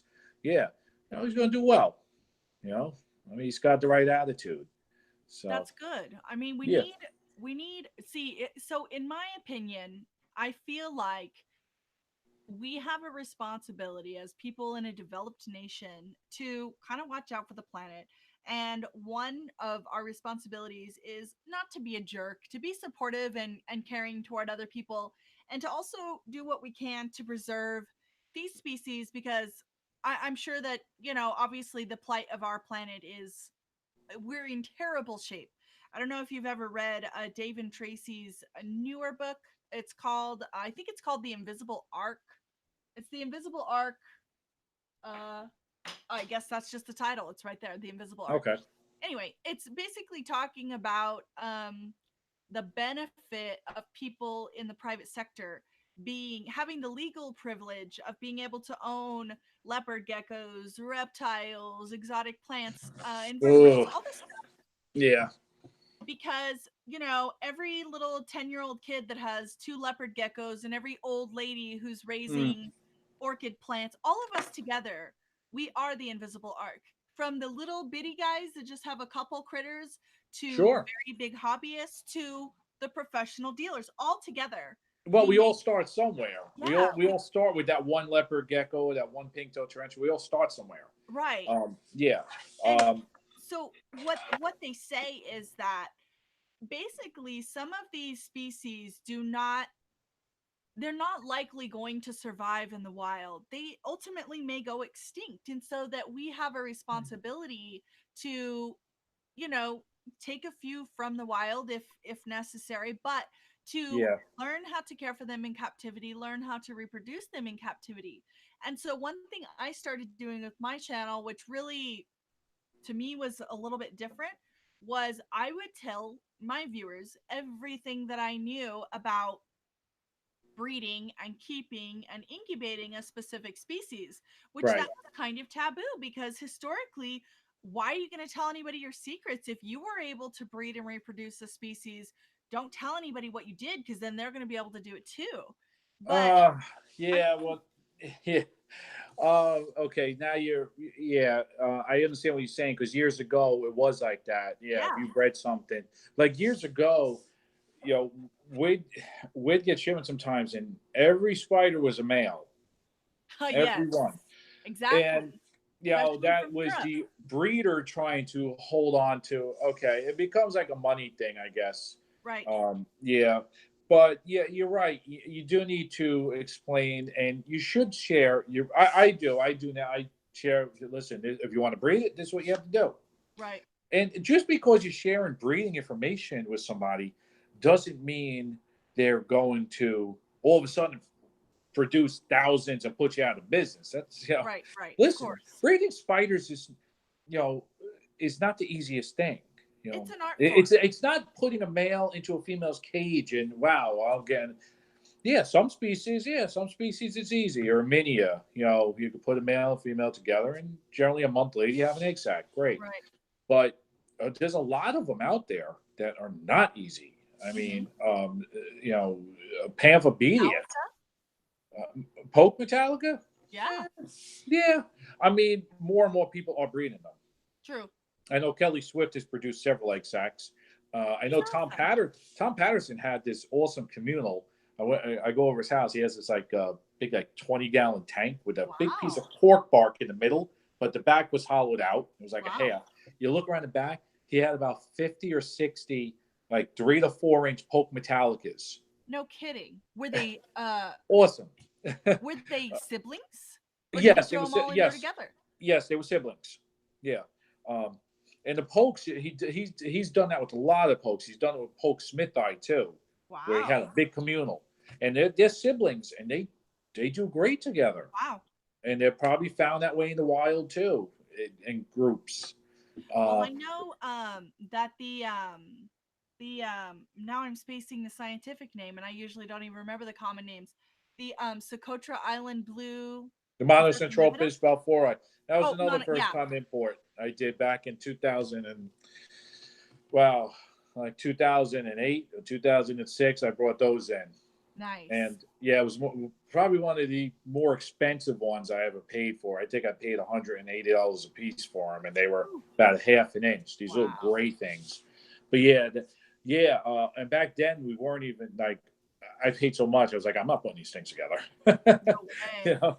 But now we know that they do very well together. They do because in their natural habitat, they come from a very small rocky island. So I mean, in the wild, they live right next to each other. Yeah, we're learning that with a lot of species. Neo holothele, NCI down from Trinidad. I know somebody that has a gigantic communal tank. I work with social spiders, but the ones, since I work with Araneomorphs, which are considered more advanced, I work with several social species that really truly are social. They actually mouth feed the young. They hunt as a group. They really interesting. Which 50,000 species of spiders, we got about 20 or 30 that we considered really more advanced social. But now we're even learning that a lot of other species will really tolerate each other. And even Latrodectus, you have the widows. In the wild, they live in very close proximity. They live in very close proximity. I have a tank, I don't have too many now, but I had a tank with Dinopus, which is a net casting spider, and I had a whole tank with them all living together. Great spider. So I got a few other species I'm working with. Certophora, which is a tent orb weaver, or tent spider. Right now I'm looking at a jar. There's probably about 150 living together. What? Each in its own web. Wow. And so we're learning a lot more. Hysterocrates. We're learning that people keep groups together, the spiderlings. Mm-hmm. So we're kind of learning that spiders. Well, they're not the worst mothers. Do they cannibalize really terribly? I don't know. I know as spiderlings and even up to juveniles, they seem to do fine together. Interesting. I haven't set up a big tank, but now, okay, so Hysterocrates, big spider, big 7-inch spider. Okay, so maybe if we put say 5 or 6 adults into a 20-gallon fish tank, right? You're going to see cannibals. But in the wild, you got a little more space. Mm-hmm. You know the old myth like black widow females eat the males. That's really kind of a myth because Latrodectus males can live with females a long time. Mm-hmm. And the whole myth got started with a guy back in the 1700s, a scientist in Georgia, putting the male and female into a jar this big, and the male can't get away. If the female's hungry, she's going to eat them. But when they're in a bigger container, I keep males with females, and they stay weeks and weeks together. So we're seeing a lot more. We're learning a lot more about how spiders tolerate each other. So I guess you're the man to ask then. So I just cohabitated a pair of Malaysian huntsmen. They're the Giovanna. Giovanna, yeah, nice A little couple spider. nights Yeah. ago in a large circular viv. I mean, I'm like really terrible with dimension. I don't know. It's probably 5. When you say you cohabitate, you put a male and female together? Yes. A Okay. pair, Yeah. an adult pair. Hmm. Should I Yeah. try and separate them at some point? No, They've got generally, a lot of cover. I'll send you the video. yeah, generally with the Huntsman spiders, what I do is, well, if it's a really rare species, I'll put the male in. Hopefully, I'll see breeding. But if I don't, I'll leave him overnight. And if he's Mhm. alive in the morning, I'll take him out. If Okay. it's a more common to be like Giovanna's and David Bowie, I'll just leave the males in, and eventually he'll get eaten, or Yeah. maybe he'll die of old age. That's a Right. Malaysian huntsman. Now, Australia, when you go to different Australian huntsmen, they love each other. Hmm. They'll stay together. The male, you can have the male, when the female's producing an egg sac, he'll still be in there. Wow. They like touching each other. They like just sitting next to each other. They're a lot more, compatible, the Very sexes, interesting. with the Australian ones. But the Malaysian ones, yeah, some species like Heteropoda bowai, which is a big green one from Malaysia, Mhm. yeah, those ones, and like I said again, if they're in a jar this big and they're 6-inch leg span, yeah, listen, if the female's hungry, she's going to take the male's food. I mean, spiders, a lot of them can't see very well. They Mhm. go by touch. Mhm. So she might think he's walking on the bark. Hey, there's an insect walking nearby. Let me grab him. Yeah, but in a big enough cage, yeah, they'll stay together. But with the Giovanna, I mean, I would probably just leave the male in there. Uh, Usually they mate or breed on the first night. Hmm. When you put them in, as long as they're mature now, you got to make sure your female's mature. Yes, she had already dropped an egg sac. I Oh, think. so she's mature. Yeah, Okay. definitely mature. And he's mature too, which a lot of times a huntsman males to final molt, he will look different, whether it's Mhm. color, whether it's form. He's got the pedipalpal bulbs already. But Yeah, he you could can have see. them. He could have them on a penultimate molt Oh, too. really? Yeah, their bulbs will swell up on the penultimate molt, and then he'll molt again, and he'll be mature. So generally, with the palpable bulbs on true spiders, yeah, the male, the final molt and the penultimate molt, the bulbs are formed. But Interesting. usually on the final molt, the males will look different in terms of their body structure or color. And the bulbs, a lot of times, are like latrodectus males. Like the penultimate molt for the males, the bulbs will be clear or reddish color. And then on his ultimate last molt, his final molt, they'll be like jet black bulbs. Oh, wow. Yeah. But you'll see, like, if he's ready, he might do some little tapping. Mhm. Like the males, they'll tap like tarantulas. They'll do a little tapping. It might vibrate his legs a little bit. So, but if your female produced a sac already, did it hatch? No. Mm-mm. Okay. I mean, it could have been an infertile sac, Mhm. or it could have been. I've had them lay a sac, and then that first sac goes bad or just doesn't hatch, and the second sac you'll get 200 spiderlings. So it all depends on the female releasing sperm at the same time. Okay. The first sac she might not want to, or maybe she feels something environmentally isn't right, and that's why Right. she doesn't. Yeah, a lot of these spiders, like in the wild, a lot of them, especially the tropical species, they'll, egg sacs and the rainy season coincide because the female wants to make sure the young have enough insects to eat. And the Right. dry season in tropical countries, there's not a whole lot of insect life around. Once the rainy season starts, everything's flying around. So Right. mom knows, hey, you know what, my babies are gonna have a lot to eat. The rainy season's Exactly. coming. So, It's interesting how advanced they are. well, yeah, a lot more so than tarantulas. But tarantulas, I mean, well, the tarantulas, it's a once a year thing. But even them, they know there is a breeding season with tarantulas. Yeah. In captivity, that's all thrown out the window. But I've had tarantulas triple clutch successfully fertile egg sacs from one breeding sometimes. certain ones, Tarantulas, I believe, will do that. The sunburst baboon spiders. Huh? You froze up for a second there. I thought you were thinking really hard about what I said. No, I've seen. I know it happens. Yeah, I'm just thinking of the species that the genus.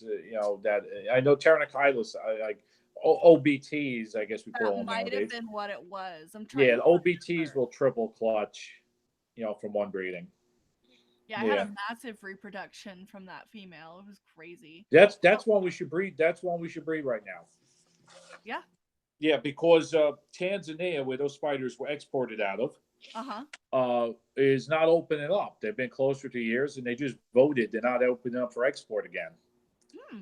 So all those spiders, see, this goes right back to what we were speaking about before. Like, you kind of get you get lax, and you're like, oh, they're around OBTs. I mean, these wild caught OBTs, we used to get them for a couple dollars a piece. Right. And it shows. It was like you beg people to take them from you, like big adult females. Please, just take 10 of them, please. Right. But now Tanzania is closed. They're not coming in anymore. Okay. So, and it's a pretty spider. Yeah, they are neat. I really like them. I remember the first one, Tarantulas morenus, that we had here in the States was the Mombasa phase, which was a light gold or tan one. And that was the original sunburst baboon or starburst baboon. Right. They called it Mombasa. I think nowadays they call it a TCF, a tan color form or something. And they're worth money. Years ago, that was the first one, and then Usambara came around, right? And that became like everybody forgot about the tan one. Like, ooh, we don't want the tan one. We got this bright orange one, and everybody went after them. And now it seems like the tan one's worth money, and then now you have these dark color form, and this they one's have red ones. Yeah, red. There's all different locales. So, but they're all from the same country, and we're going to see. We're not getting them anymore, so breed what you have. They're not a hard species, they're a hard genus to breed. No, they're not. Okay? Yeah, and easy. They're surprisingly gentle lovers. I've never had one cannibalized. They're not even. No, it's like funny. Rough or mean, like some of them are. It's funny how the most aggressive species. I should say aggressive. I hate using that word. Defensive, yeah. I hate using aggressive because I tell people when I'm in schools and doing lectures for the zoos that I say they're defensive. Like the Asian and African species are defensive. And the South American species, for the most part, are pretty good. But, it's funny when you put the defensive ones together, like the old world species, you put them together and they're like, oh, nice and calm, and they cohabitate for a while. And you put together, some of these South American, these New World species that are really docile, and they go right after the male and they want to kill them. It's really funny. But you mentioned when you started saying that before about the like how they're so gentle. I thought you were going to say to speak about handling them. Oh, and no. I'm not a handling person. I don't like handling spiders. I do in the schools. I'll pick, a woolly tarantula up. I'll pick a big pink toe up. Yeah. But that's pretty much about it. And what bothers me is seeing all these videos of people picking up pokes and picking up. Everybody complains about the laws and the rules and the regulations, and laws are made from things like that. Right, exactly. And not only people doing it, but nowadays people doing it and showing it, basically acting like. Well, that's I'm gonna say a thing, because all this stuff is up there now, and all you need is one person to die from a bite of baboon, Stromatopelma calceatum, as a serious spider. And you need one person to die, and then the family goes up on the internet, and they're like, "Oh my God, they're handling this and that," and that's where he got the idea to handle it from seeing somebody else. Right. And the sad thing is, of course, if let's say Stromatopelma calceatum bites this idiot, what's gonna happen? He's gonna fling it against the wall and kill it. That animal didn't want to be held. Why were you even bothering it? Right. It's just not. It's not a good thing. These spiders don't become emotional. Right. It's not that type of animal. It's not a cat. It's not a dog. It's not a bird. Um, you know, it's instinct with them. They don't need to be handled. They don't need to be petted. You know, and I tell people when people, teachers are like, "Does it know you?" No, it doesn't know me. I know how to handle it, Right. but it doesn't know me. I tell them I could put it in your hand. It's going to be the same as my hand. It's going to think it's walking on a substrate, and Mm-hmm. that's it. But they're not going to get to know you, and they don't benefit from handling. Handling Right. these spiders is stressful. You know, when they're in the wild, they're in a burrow, they're in a web tube all during the day. They come out a little bit at night. They sit by the Mm-hmm. entrance and they wait for their food. And by picking them up, and it's not doing them any good. I tell people when people ask me, "What do you do with tarantulas?" People buy them. What do they do with them? I was like, "Well, they keep them as pets." Mm-hmm. Really? I was like, "Well, look at this way." I said, "It's just like having tropical fish. Yeah. You don't go and pick up your fish out of the water and sit there petting it. You know, really, you sit there, you look at them swim, do whatever they're doing in their tank, and that's it. Um, the same with spiders and scorpions and everything else. Yeah, They're exactly. nice to observe if you want to make a record of their breeding or breed them, and whatever you want to do with it. It just leave them alone. Just don't go handling them. Right. And everybody I know, like all us old timers, uh, none of them are handlers. Right. Kelly Swift doesn't go handling all his spiders and everything. I never see him He posting doesn't let pictures. his Metallica crawl on his face like people No, do. yeah. Well, I'll tell you what. If you want to do that, maybe you'll get like 2 million views. I see some people they let everything crawl on their head and they Yep. become a internet smash. But yeah, none of the old timers like Tom or Kelly, these guys, you know, none of them have handling videos. Right. My Okay. handling is pretty minimal, and what I do is for educational Well, purposes. that's it. I'm saying if you go to a school, Yeah. you want to show people, yeah, obviously you're going to have to pick up a spider and show Right. them. Well, and But also too, kind of like a big theme behind my channel with snakes and tarantulas and scorpions and centipedes is that people think they're so dangerous, they're so aggressive, they're here to kill people, we need to kill them first. And I really, really work hard to dispel that myth. And so yeah, but why do you call your channel Deadly Tarantula then? Or is I, it Deadly Tarantula Girl that you're deadly, or is I it Tarantula am. Yes. deadly? So yeah, that's funny. So there's a lot kind of a funny story behind my name. And starting out we were just like basically that at that time there were no female YouTubers that were handling or working with invertebrates that we could find. Right. And I just told, it was my husband who's my producer who had this great idea. He's like, people are asking us these same questions every single day, and people Yeah. are approaching us and saying, why do Hmm. you do this, or what do you have, or what does it look like, or how do you do this, or whatever. Let's just start making videos about it. And Right. I No, it's a said, great idea. yeah, I said, that's a great idea, except um there's so much media and so much content out there that I don't see how we would ever be discovered. Who's going to watch us ever? Who's going to find us ever? And he did a little bit of research, and he just like searched like hot button words, and some searched words were deadly tarantula and girl. Okay. And he said, be the deadly tarantula girl. And I said, that's the dumbest name I've ever heard. I hate that. But And now I look, said, you're famous now. at least deadly tarantula woman. Like, I'm a woman. He's like, people don't search woman. People don't want to see woman. People want to see girl. And you're young enough. You can be girl. Okay, there you go. And so basically, in the hopes that we could ever possibly be discovered and have the potential to even teach anyone, we picked that Okay. name. And he said, you do MMA, you know how to shoot guns, you know he Yeah. says, you know, if people say, "Oh, are these animals really deadly?" Tell them, "No, but I am." So, Okay, there you go.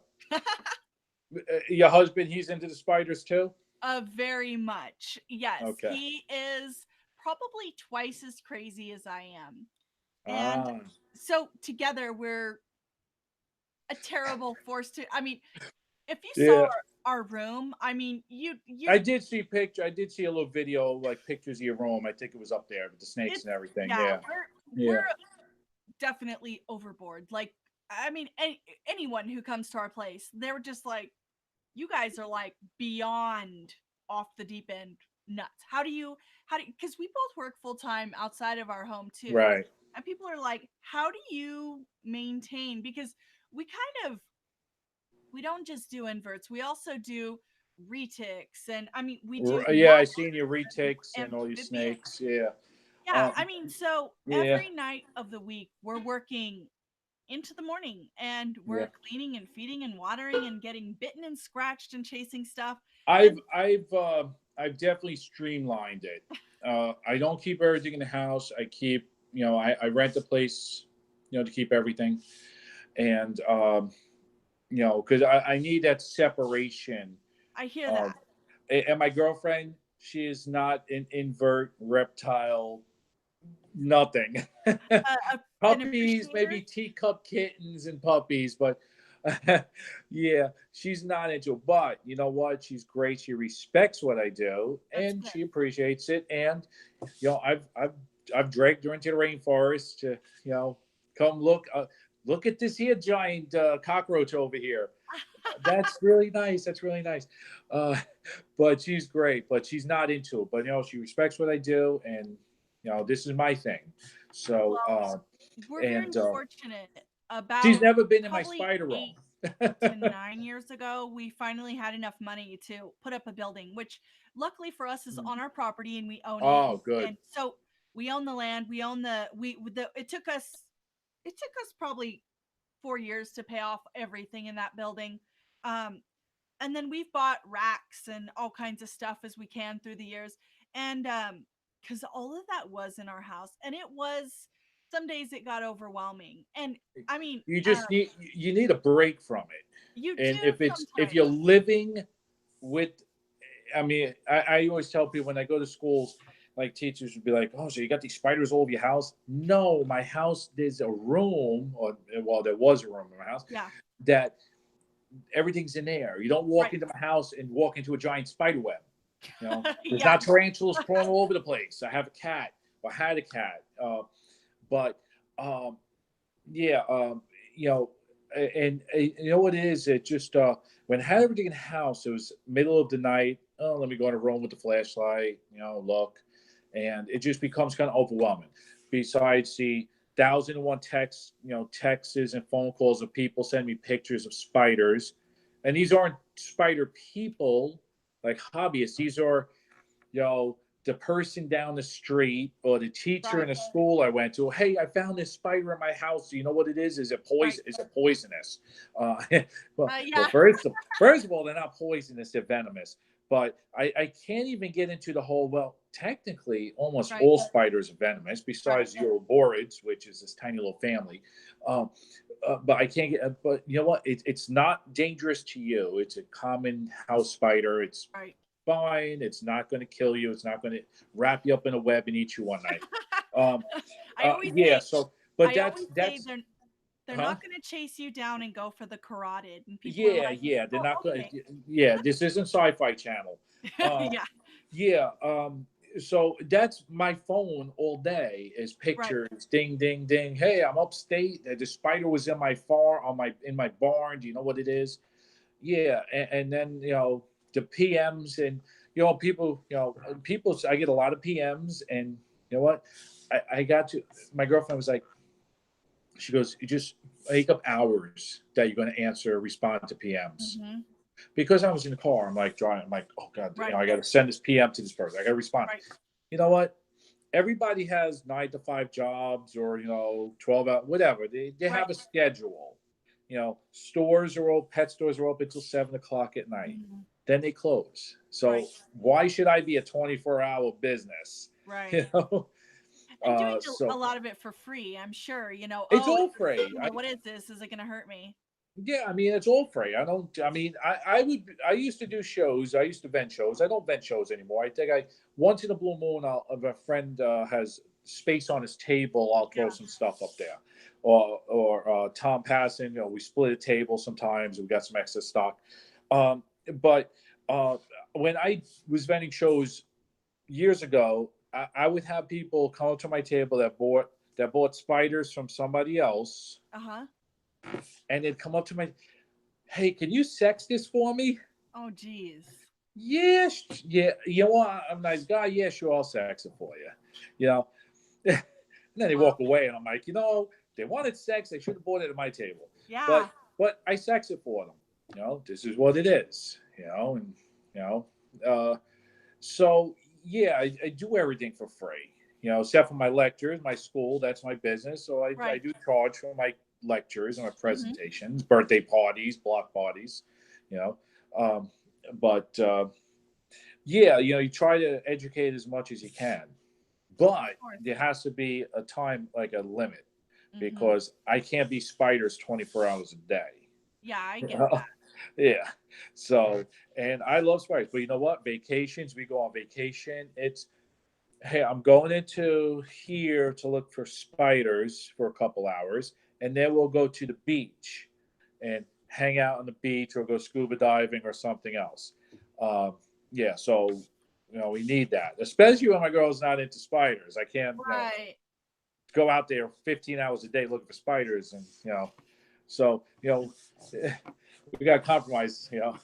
Yeah, So, no, it's fair. I think it's good for you too, to kind of get away from it, or else you just burn out and you don't love it you anymore. get burnt out. You do burn out. I tell people, you will burn out from this. And I sit with Tom, and I know Tom for 20 years, Tom Passon. And we sit, and every year we sit there and we were like, and now I sit with Warren. We do our go out every. I don't go out as much as they do. They're younger, but we've got Thursday night. We've got a couple beers, and we do our okay. So who's going to be out of business next year? Yeah. And I'll tell you what. A year later, was sitting there. Remember last year when I said he was going out of business? Well, he's out of business. Wow. And it just happens. Yeah, it does. So, and like I said, I don't like to name names or anything like Right. that, but it's happened a lot. And if I was playing like football picks, I'd be like 10 for 10. Oh man. So it's from these people. They burn out. They think they're going to get rich quick. They want to be the biggest, the best, import everything. Right. We want, but you know what? It's expensive. Mm-hmm. And if you think you're going to invest $20,000 into this brand new species, you're not going to sell that many $300 spiders. Right. Okay, so if you're bringing in 100 of these spiders, there's not enough people in the U.S. to, there's not 100 people in the U.S. that are going to pay $300 for a spiderling. Right. And to be able to sell 100 or 150. Yeah. So you got to use your head, and I guess that comes with just experience. Like years ago, Metallica. I'll tell you about Metallica. Metallica, my first import, I got 20 of them because I keep seeing a circle come up. Yeah. Is that like normal? You'll freeze up for just a second, but we can still see and hear you enough to still hear what you're saying. All right. Yeah. Metallica. I brought in 20 of them. Not 150 of them. Right. Because back, go on top of my head, I think they were like $150 a piece back then. I paid for them $175. I think I paid for them. It was an expensive spider, and first time. And you know what? I brought in 20 of them, and that was a manageable amount. Right. If I would have brought in 300 of them, I would not have sold 300 of them. Well, and you have to be able to keep in mind that if I only move a couple of these, is this an animal that I'm going to be able to live with? These numbers and this animal raising up for however long until people buy them. That's what we always take into consideration. Yeah, because just like any species, whether it's frogs, snakes, spiders, turtles, when you get too many, you're gonna have some die. It's just it's part of life. And So you have to make it manageable. Right. Bringing it to 150, you're not going to make more money. You're probably going to lose money. Yeah. Because you're going to have animals die. You're not going to sell more. You're going to have a certain amount molted to males before the females are mature. Right. So it's not a winning thing. And I also tell people too, what I do with my egg sacs of a lot of my spiders, I generally keep them together when they hatch. I don't separate out every spider. And I'm going to explain the reason for that. I want to hear that. Okay. So in the wild, you have an egg sac. Now, they say about 10% may make it to adult. Right. They get picked off from other animals, eating them, whatnot. But you also have that certain percentage that are weak. We call them runs. But they're weak. Now, you have people that raise Pac-Man frogs, breeders. You get 10,000 tadpoles. They turn into froglets. They try to save every one, cup every one, because every one's like a couple dollars, right. Profit. But the problem is, you look at them when you're seeing all these frogs, and how many have legs that are like this, and how many die after a month or two? Even though they might seem like they're doing okay, they die. But that's nature. That is selection. That's Darwinism. With spiders, that egg sac, I say 10% in the wild survive to adulthood. So you have 100 spiderlings from a Theraphosa blondii egg sac. Yeah. 10% is 10% of 100 is 10. Right. 10 make it to adulthood. Some get eaten by lizards, but you do have a certain percentage that die. And I have found that, and I used to do that. I used to do the cup up everyone in vials, and feed them. And a month later, you have one just die, or you have one that just can't get out of its molt properly for some reason. We don't know why. The humidity's good, everything's good, but it just doesn't get out of the molt. It gets stuck in the molt for some reason. Why? Because probably nature selected that particular spiderling to die.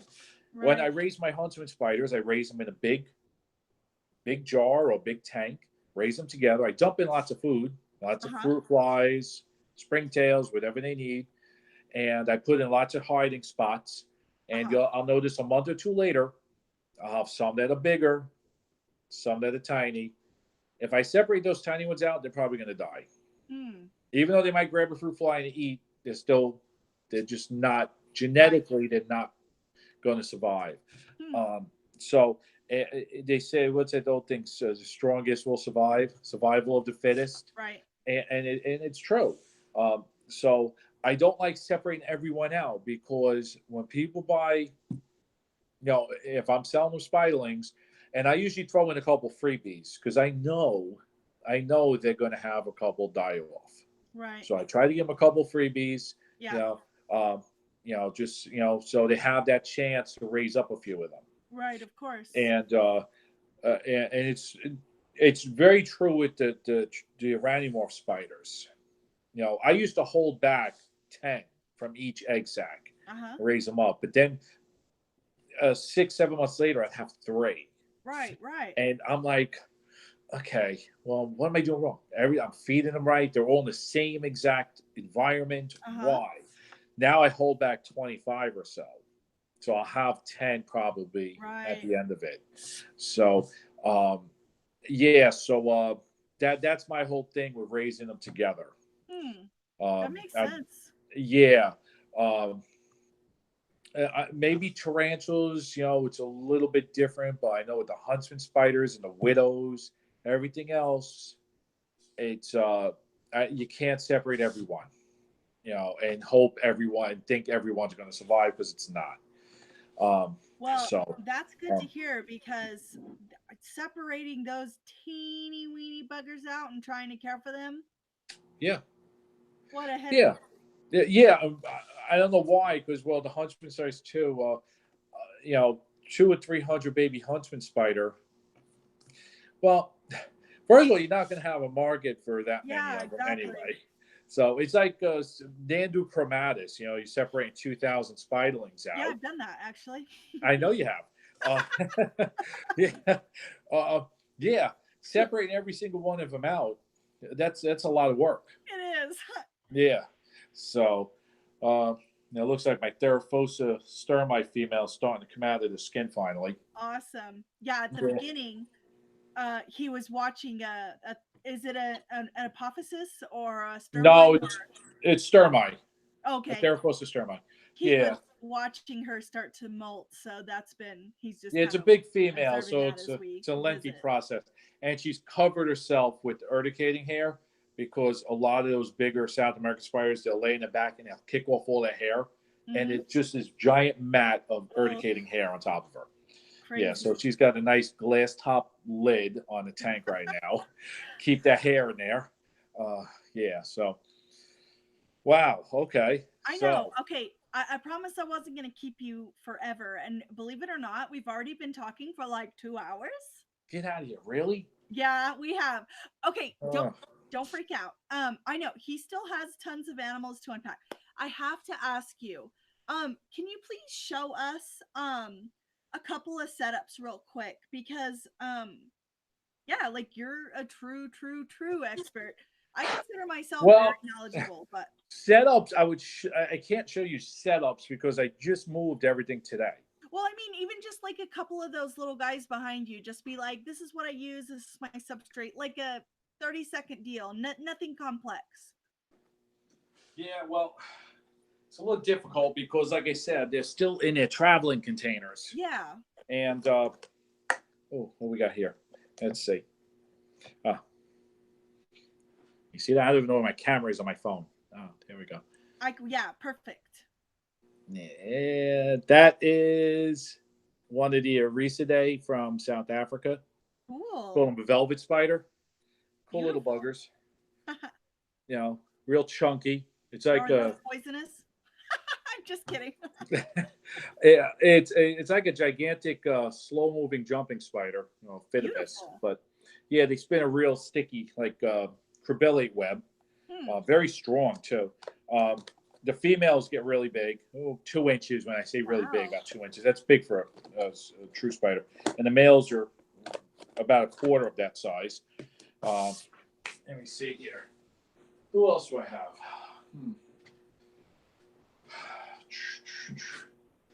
I still see me? I love your hat, by the way. Oh, thanks. Yeah, I always wear a hat. Usually baseball caps. But here's a giant red centipede from China. She's wrapped around eggs. Wow. And centipedes are good moms.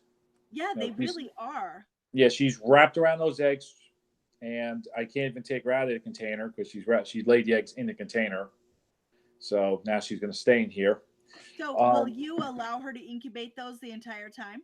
Absolutely. Centipedes have to, because she'll clean them. She'll clean any mold or fungus spores. She'll take care of those eggs. So they have to stay with mom. Wow. Just like a female python almost. Wow. But a lot of the true spiders I keep are in, say, half-gallon jars. Moss, cork bark, some branches, depending on the species. If it's an arboreal one or if it's a ground-dwelling species, then I add more substrate. And the smaller species I'll keep in these here small jars. There's a little thing here.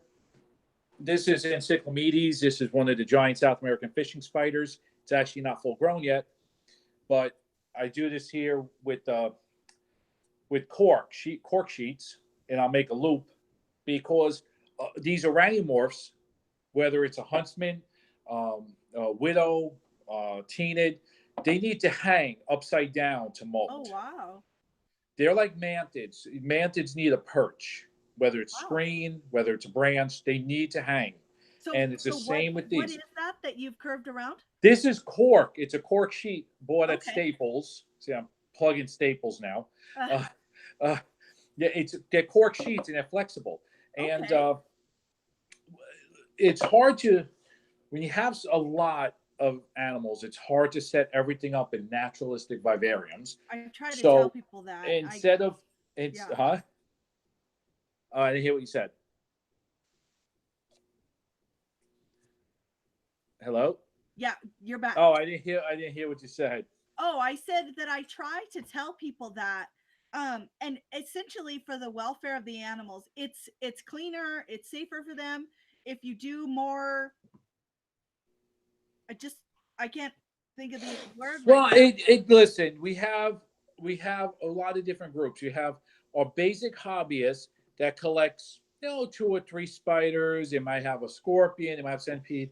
They can do the whole driftwood, live moss, live Right. plants, and they could do that. We have our Then we have our people that have bigger collection, the breeders. Well, years like Tom, I mean, the true spiders, I try to put some moss and substrate and some branches, Right. but like with tarantulas, like a lot of people I know that are big breeders, it's like I said before, it's a small water dish, cork bark, some nice deep substrate, keep the humidity right, and that's your setup. And people, for years, they would say, wow, it's so cruel to keep them in a shoebox. Well, here's the thing. You're in New Mexico, right? Yes. So have you seen tarantulas in the wild? Um Basically the males migrate once a year. Other than that, they stay in their tiny little spot. That stay in that tiny little burrow. And if anybody's ever dug up a tarantula burrow, depending on the species, it could be a foot deep, it could Right. be 5 feet deep, but it's pretty narrow, Right. not much wider than the spider's, body. Right. And sometimes there's a little chamber at the bottom. Mhm. Now, the chamber is not too big. Very So, and it's covered with silk. Generally, the chamber have silk, and maybe the burrow will have some silk, around it. But that's their whole life for the female. right. She'll come up, and when you see them in the wild at night, you'll see just a couple front legs sticking out, and wait for an insect or a frog or a lizard to come by and grab it, and then go back into the burrow.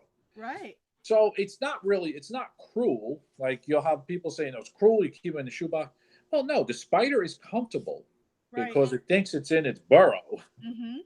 So, I mean, the wandering spiders, they're more active. They don't stay in one retreat. They're always wandering around. Hence the name wandering spider.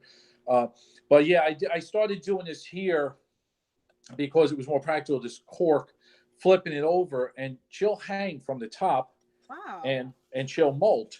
And I think I have one over here that just did. There we go. I don't know how good the camera is on this phone, but here is a molted skin Okay. on the inside of this here. It has a spider. She's hiding down there, okay. but she molted, hanging from this cork. So these are South American fishing spiders. They get about 4 inches.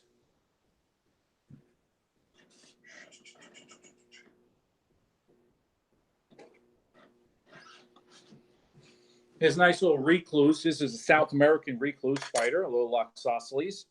And very simple setup. Some substrate, a little cork, and she's got a nice egg sac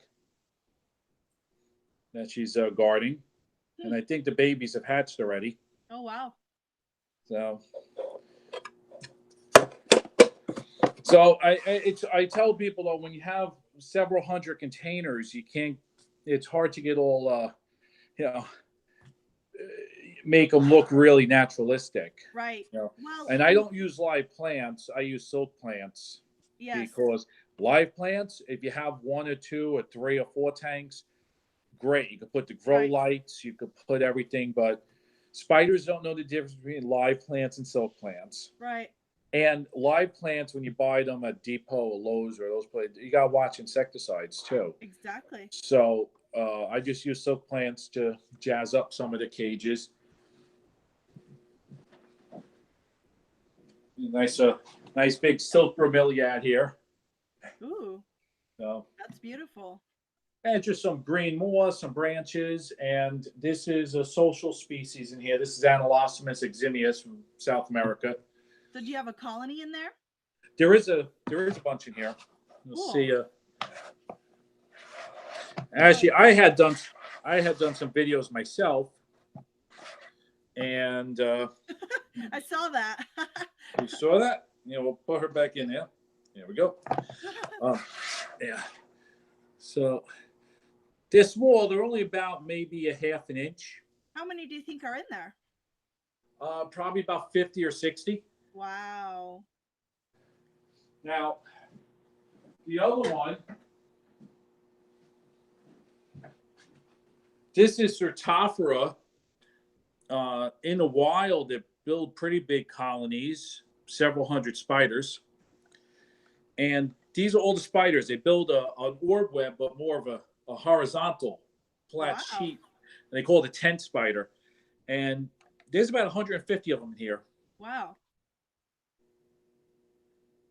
And there's layers and layers of webs. And I just dump in hundreds of fruit flies every 2 or 3 days. That's awesome. Yeah, I'll be right back. And then we have our diplorids like Linothele and Harmonicon, which no matter how pretty you make the cage, it becomes a gigantic web. That's incredible.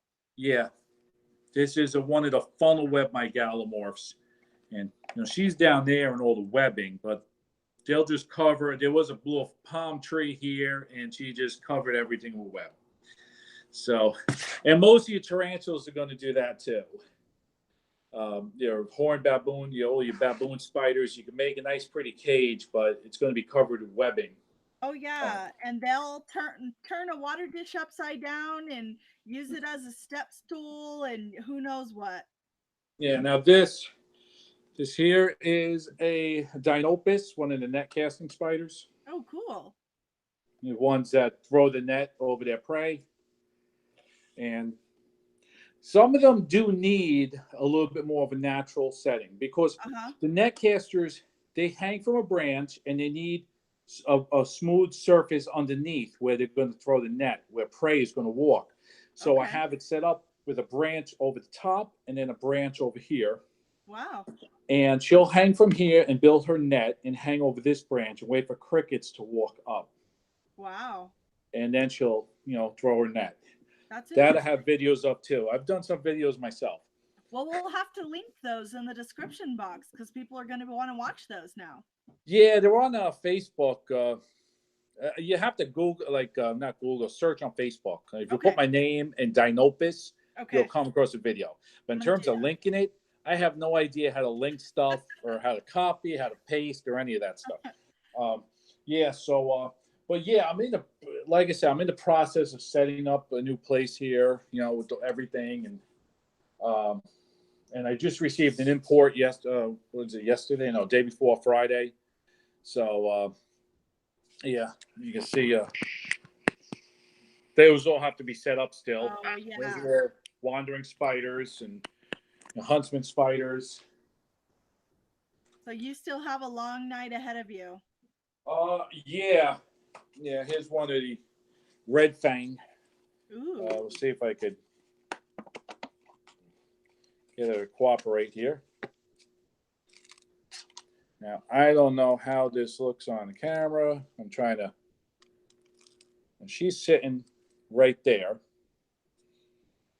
Let me see. I'm seeing substrate. Let's see. Oh, now I just saw her move around. Oh yeah. Okay, I can see her now. Yeah. Pretty spider called a red fang because it has bright red chelicera. Wow. And real fast. And they get about 4 inches, pretty good size. So it's a Cameroon species. And let's see. I keep bouncing around now. We're waiting to see what you bring next. Well, I was trying to find something that's sitting on a bark. Make it a little easier.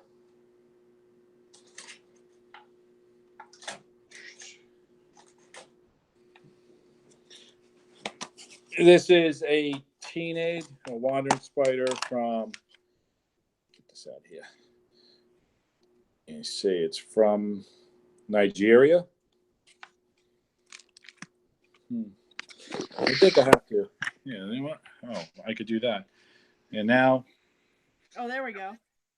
okay. Ooh, nice. I don't know where the lens is, so I can't tell if you're We're seeing the looking spider. right at her.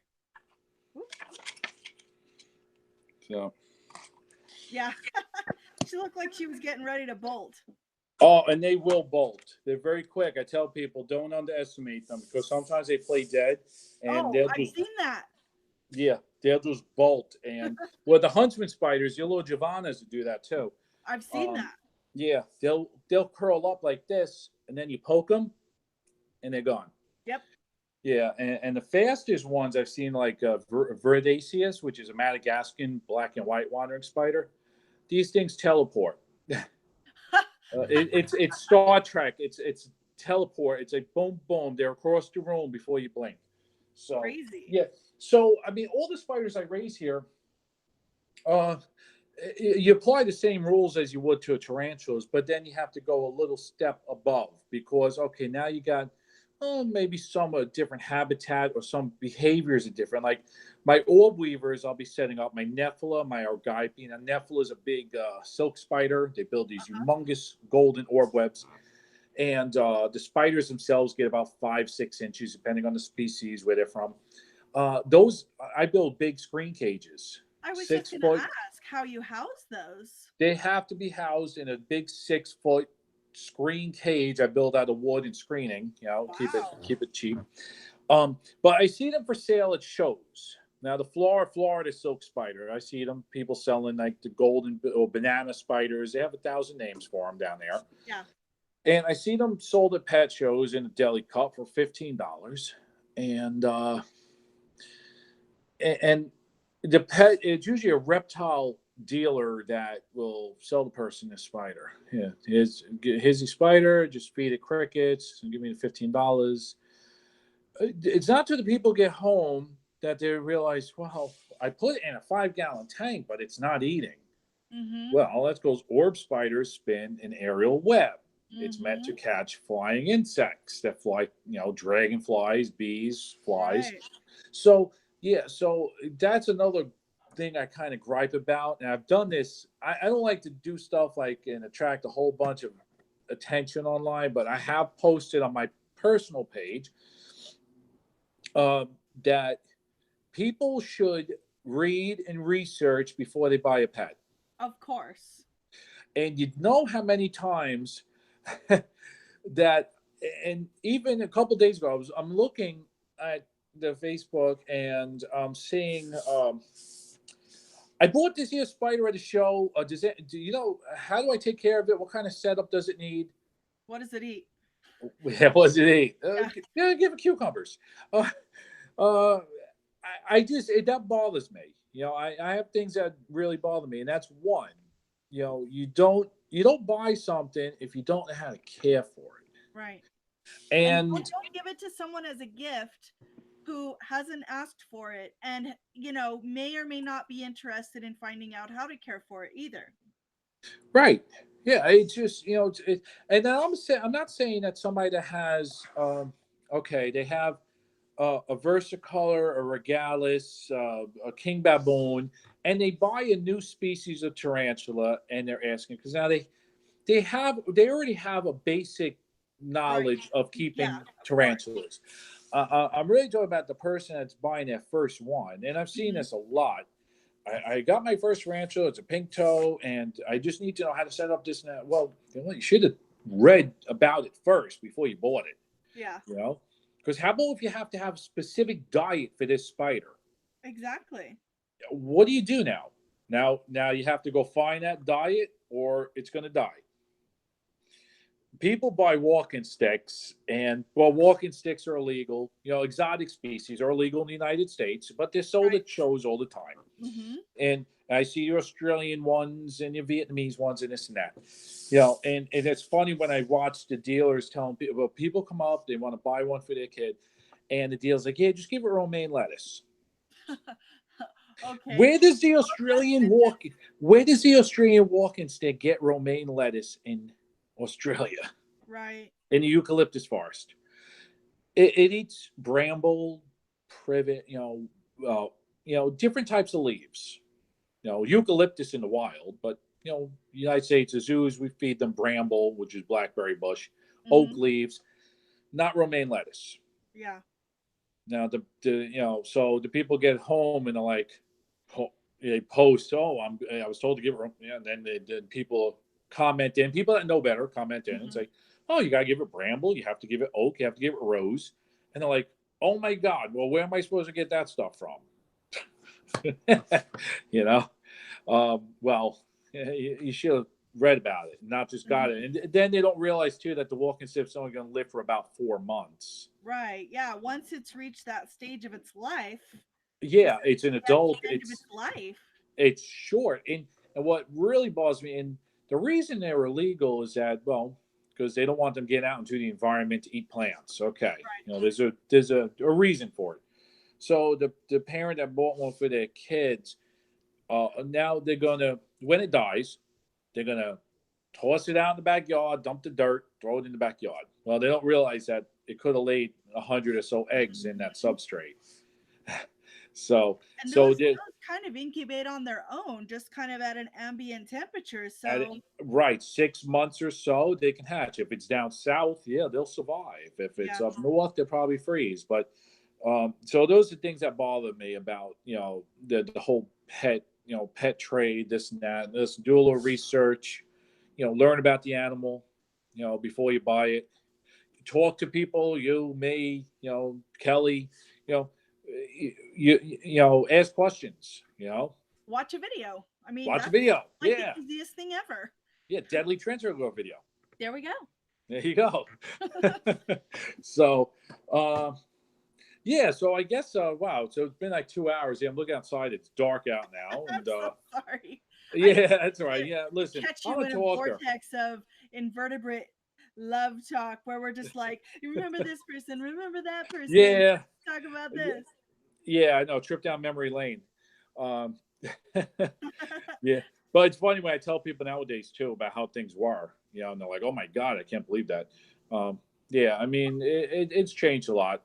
So Some for the better, some for the worse. yeah, You know. I totally agree with that. So I think I kind of told you that I'm sort of on a new quest to um make it a point to interview as many people who I kind of consider the pioneers or the founding fathers of what our current exotic animal hobby Mm, world business is, and try to capture some of the stories or some of the experiences, or just kind of for those people to relay to some of the newer people kind of how things were. I mean, I a lot of the collectors, hobbyists, keepers, breeders, whatever, are people who don't know anything except for buying a snake from Morph Market, hmm or just going online and picking out an animal, or even going into Petco and buying a tarantula or a leopard. I mean, it's so mainstream now, Yeah. and being able to Google it and get um a good idea of general knowledge. At least there's a lot of misinformation, but if you look for even Google things for a day or two, you get a good general idea of No, what. you can Yeah, find what you're looking for, and you can definitely start to separate the good from the bad right. information. So, I mean, like I said, I tell people, you know what? Kelly Swift, great guy, really Yes. knows it. Tom Patterson knows a lot of stuff. Yes. These guys have been into it for decades. It's not like they've been into it for 5 years. Right. These are guys long time. Uh, I'm trying to think of who. Well, you. uh, yeah. I know, I'm kind of I mean, I could go down a whole list of names. I right. mean, I know with Scorpion, like Dave Gaben, I think is out in California. He's like a Scorpion guy. Right. There are a lot of guys. I mean, some of the old timers are like hidden. They don't really go on social media anymore. But You. I know Brian Ulrich, Michigan Arachnid Breeders. Uh-huh. He's got species that haven't been in this hobby in like 20 years, and he still Right. has them from Mm-hmm. from raising from spidling. I mean, he posts pictures every now and then. He's on Facebook. He knows a lot of stuff. You know. I don't know if you ever knew who Bill King was. He's out of it now, but Yeah. Bill King is a really cool guy. He Hmm. and I were friends way back when. And yeah, in fact, he's retired and moved to Arizona. We're gonna go visit him this summer. He's Okay. he's into field collecting. He doesn't keep a lot in captivity anymore. I don't know if he's keeping anything anymore, but he's a wealth of knowledge, and he kind of I was the first to breed a couple things. He was the first to breed a couple things, so Hmm. we trade, and yeah, good times. Yeah. John Apple, another guy. Yeah, He's like, he's 100 years old, but he he knows a ton of stuff.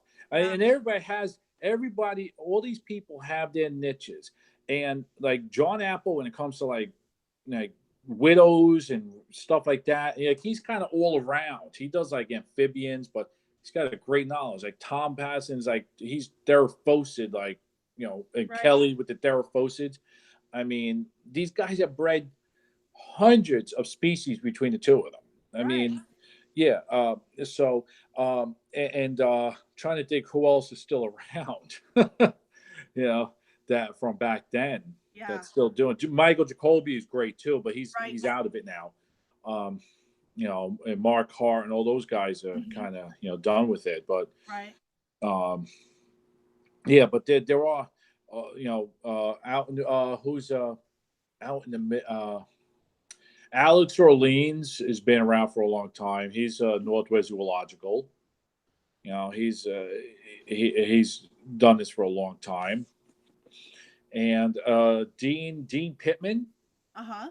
is a name that I still see him post, and he used to breed a lot of stuff back in the day. And we're talking guys going back 15, 20 years. So um, yeah, so there are a lot of good people to ask, you know, and I think for the most part, people don't mind answering questions and helping others. I think what's frustrating, is the people who aren't willing to, read a little bit and figure stuff out on their own. Or, like you said, they've gone and picked up an animal and they, didn't take time to figure out what they were getting into. That can get a little bit frustrating. But yeah, I think for the most part, we all want to grow the hobby. We all want to help people. We all want to, you know, like I'll get an animal or an animal, I'll get a keeper who's saying my animal's not eating, it's doing this, it's doing that, it's closed both ends of its burrow, I'm not seeing it. I'm like, well, it's getting ready to molt, right, humidity, make sure it's warm, leave it alone, quit badgering it. yeah, And then they'll write me back and be like, oh, look, she molted, and I'm so excited and thank you. And so it's interesting because if that person hadn't gotten that information at that time, maybe it would have tried to dig it out of there and try and feed it. and it's happened. People Yeah, do that of too. course. Or they throw it away. They find it and it's molting, and they oh, my Yeah, animal died. And it's on its back. People don't realize yeah, spiders don't die on their backs. yeah.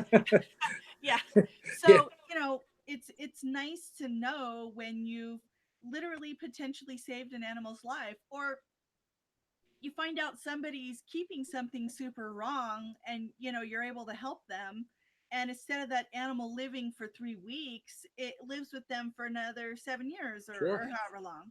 right, yeah, yeah. Got to spread the knowledge. Yep, I totally believe in that. Totally. So, but I think it's about that time. I don't know what time it is out there. So I'm thinking it's like almost midnight here. So I'm so sorry. But we yeah, just were having too much fun, I think. yeah. I mean, yeah, I could get to it tomorrow morning to finish repacking everything. So yeah. Oh my gosh. Well, I want to thank you so much for Oh, thank you. yeah, for any of you who didn't know who Frank was before, he's incredible, amazing. Obviously he has a Facebook page, and I'm at my friends limit, so I just tell people to follow me. I don't know if you still have, except people you don't know, but follow him for sure. And Yeah, the whole friend request thing. Yeah, I guess I usually go on and I see if they got like 20 mutual friends. yeah, no, I yes. Yeah, or I go on. I see if they have some pictures of spiders or insects. Then yeah, then Right. I'll say okay. you know, I think I got right now about 600 friend requests waiting. So, I have over 1,000, and I'm at the limit. Facebook won't let me add any more people, and so I'm oh, okay. just follow me. If like, watch my channel, get on my Instagram. Instagram doesn't have limits, so. Oh, okay. Yeah, I don't even have an Instagram thing. So, yeah, I'm still old school. So, Well, yeah, thank you but so much. I know I promised you we were going to do a short segment tonight and then do a follow up, and then I kept you for 2.5 hours. But that's all right. I'd love to do it again Okay. sometime. Maybe on a Yeah. night when you don't have to unpack after we're finished. Yeah, maybe once I get everything set up, Yeah, then yeah, then I do a little tour with the that would walk around with the phone. be So amazing. yeah, so Okay. and plus the lights have been on for a while now, so everything's Right. like hiding. Yes, You know, of course. so all right, so I guess that's it. Do I sign out? This Well, okay, so yeah, we're gonna say goodnight to everybody. I'll stop the good broadcast. night, all. Yeah, so thank you everyone who was watching live, and of course this is going to be published for everybody. I want to thank Paul and DEA Exotics and Kevin and Spider Thoughts and Suleiman and all the people who were commenting throughout, saying people are saying thanks for being here, Frank, and that they think you're so great and everything. So Okay. thank you to those people. We're going to say goodnight. And for those of you who have further questions or comments for Frank, you can comment them on the video. Yeah. And so thank you guys. Have a wonderful night. And we've got more coming up soon.